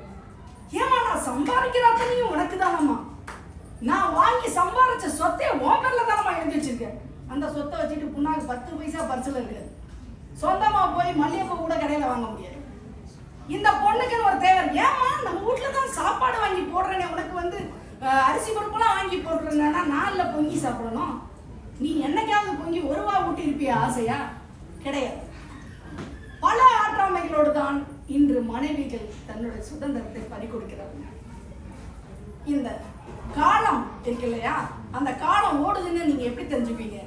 ஒரு கடிகாரம், அந்த கடிகாரத்தை பார்த்து காலம் ஓடிக்கொண்டிருக்குது. இப்ப கூட சொல்லிக்கிட்டு இருக்கிற அந்த நேர காப்பாளர் எவ்வளவு நேரம் நான் அட்டையை காட்டுறது, நேரம் ஓடிக்கிட்டே இருக்குங்கிற, அப்படி ஓடிக்கிட்டு இருக்கிற கடிகாரத்துல 2 முட்கள், அது நின்று போச்சுன்னா காலமே உங்களுக்கு தெரியாது, அது ஓடுறதுனாலதான் அந்த காலமே உங்களுக்கு தெரியுது. அந்த ஓடக்கூடிய முட்கள் போலத்தான் மனைவிகள். ஆனால் ஓடிக்கொண்டிருக்கும் காலத்துக்காக உழைக்கும் அவர்களுக்கு ஒரு வட்டம் மாத்திரமே சொந்தம், அந்த வட்டத்துக்குள்ளதான் ஓட முடியும். அதை தாண்டி ஓட அவர்களுக்கு அனுமதியோ சுதந்திரமோ கிடையவே கிடையாது. திருமணங்கிற பேர்ல ஒரு கூட்டுக்குள்ள கொண்டு வந்து அடைச்சி அவங்களுக்கான உரிமைகளை பறிப்பதாகத்தான் பெரும்பாலும் இன்றைய காலகட்டத்திலும் இருக்கிறது.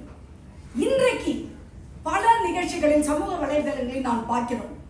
பெண்கள் முன்னேறிவிட்டார்கள், பெண்கள் வேலைக்கு செல்கிறார்கள், ஆண்களும் பல வீட்டில் உணவு சமைத்து போடுகிறார்கள், அவர்களுக்கான பல வேலைகளை செய்து தருகிறார்கள். ஒரு கணவன்மாரும் மனைவிக்கான எல்லா வேலையிலும் குழந்தை வளர்ப்பில் இருந்து பங்கெடுத்துக் கொள்கிறார்கள் என்பதை எல்லாம் நாம் பார்க்கிறோம். ஆனா அதெல்லாம் ஊருகா மாதிரி எங்கேயோ ஒரு சில இடங்கள்ல பதார்த்தம் மாதிரி யதார்த்தமா எல்லா வீட்லயும் இல்லை, பரவி கிடக்கிறது. இதையெல்லாம் பார்த்து பாத்தியா எவ்வளவு பேர் எப்படி எல்லாம் இருக்காங்க அப்படின்னு நம்மளால நினைக்க முடியல. நம்ம வீட்டுல கண்ணால நம்ம பார்க்க முடியல. நமக்கான சுதந்திரத்தை அனுபவிக்கும் காலம் வந்தால்தான் நம்மால நிச்சயமாக திருமணத்திற்கு பிறகு பெரிதும் சுதந்திரமாக இருப்பது கணவன் மட்டுமல்ல மனைவியும் என்று சொல்லவோ இல்ல, நாங்க இருவருமே சமமாக வாழ்கிறோம், யாரும் யாருக்கும் சுதந்திரத்தை விட்டுக் கொடுப்பதும் இல்லை இழப்பதும் இல்லை என்றோ சொல்ல முடியும். ஆகவே தமிழ் சார்ந்த சமூக நேயர்களே, உங்கள் வீடுகளில் உங்கள் மனைவியை உங்களால் சமைக்க வைக்க முடிகிறது, உங்கள் மனைவியை உங்கள் பொறுப்புகளை திணித்து அவர்களை சுதந்திரத்தை பறிக்க முடிக்கிறது, அந்த இடத்தில் உங்கள் மகளை நீங்கள் நினைத்து பார்க்க மறந்து விடுகிறீர்கள். வருங்காலங்களில் உங்கள் மகள் தன்னுடைய சுதந்திரத்தை திருமணத்திற்கு பிறகும் பெரிதாக இழக்கவில்லை. எனக்கான சம உரிமை தரப்பட்டிருக்கிறது, நான் நினைத்த வேளையில் நான் நினைத்த பணியில் என்னால் சிறந்து விளங்க முடிகிறது, எனக்கு உரு துணை உற்ற துணையாக நீங்கள் தேர்ந்தெடுத்த கணவர் இருக்கிறார் என்று சொல்ல வேண்டுமானால் மாற வேண்டியது நம் மானுட சமூகம். கல்வி அறிவினால் பெண்கள் மேம்பட்டு வருகிறார்கள், அதையெல்லாம் பாரதி கண்ட புதுமை பெண்களாக இப்பொழுதுதான் மாறி வருகிறார்கள். சவுதி நாட்டிலேயே இப்பொழுதுதான் அவர்களுக்கான ஓட்டுநர் உரிமமே கிடைத்திருக்கிறது. அதற்கு பிறகு இந்த நாட்டினுடைய வளர்ச்சி மிகவும் பெரிதாக பார்க்கப்படுகிறது. பல இடங்களிலும் அவர்கள் வேலைக்கு செல்ல தொடங்கி இருக்கிறார்கள். இந்த பெண்கள் வேலைக்கு செல்வது என்பது அவர்கள் சார்ந்த உரிமை. எதற்காக வென்றால் இன்று லிவிங் டுகெதர் என்ற பெயரில் பல ஆண்களும் பெண்களும் திருமணத்தை தவிர்ப்பதற்கு காரணமே அங்கே எனக்கு எந்த கண்டிஷனும் இல்லை, கட்டுப்பாடும் இல்லை, நான் இவனுக்காக சமைக்க வேண்டியதில்லை, இவன் எனக்காக சமைக்க வேண்டியதில்லை, நான் நினைக்கும் பொழுது பிள்ளையை பெற்றுக்கொள்ளலாம், யார் என்னை கேள்வி கேட்க மாட்டாங்க, இவனுடைய முகம் வேறு முகமாக தெரிகிறதா, இவன் கொடூரனாக எனக்கு படுகிறானா, இதுக்காக நான் கோர்ட்டுப்படி ஏறி வாதாட தேவையில்லை, அத்துடன் என் உறவை முடித்துக் கொண்டு நான் தனியே செல்லலாம். ஆனால் இது வரவேற்கத்தக்கதா என்றால் நிச்சயமாக இல்லை. நாம் என்று ஒரு சமூகமாக மாறி அந்த பெண்ணினுடைய சுதந்திரத்தை அவளுக்கு சமமாக வழங்குகிறோமோ அப்பொழுது நிச்சயம் இந்த நிலை மாறும். ஏனென்றால் குழந்தை பேர் என்பது ஒரு பெண்ணால் மட்டுமே முடிந்த அந்த ஒரு செயல் என்பதால் அவளை நோகடித்த அந்த பிள்ளையை பெற்று வளர்ப்பதில் நீங்கள் பெரிதும் மகிழ்ச்சி அடைந்து விட முடியாது. அவளை ஊக்குவித்து அந்த வாரிசுகளை பெற்று அடுத்த தலைமுறைக்கு தருவது மட்டுமே சிறப்பாக இருக்கும். ஆக இன்றைய சூழ்நிலையிலும் திருமணத்திற்கு பிறகு பெரிதும் தன் சுதந்திரத்தை இழப்பவர் மனைவியே.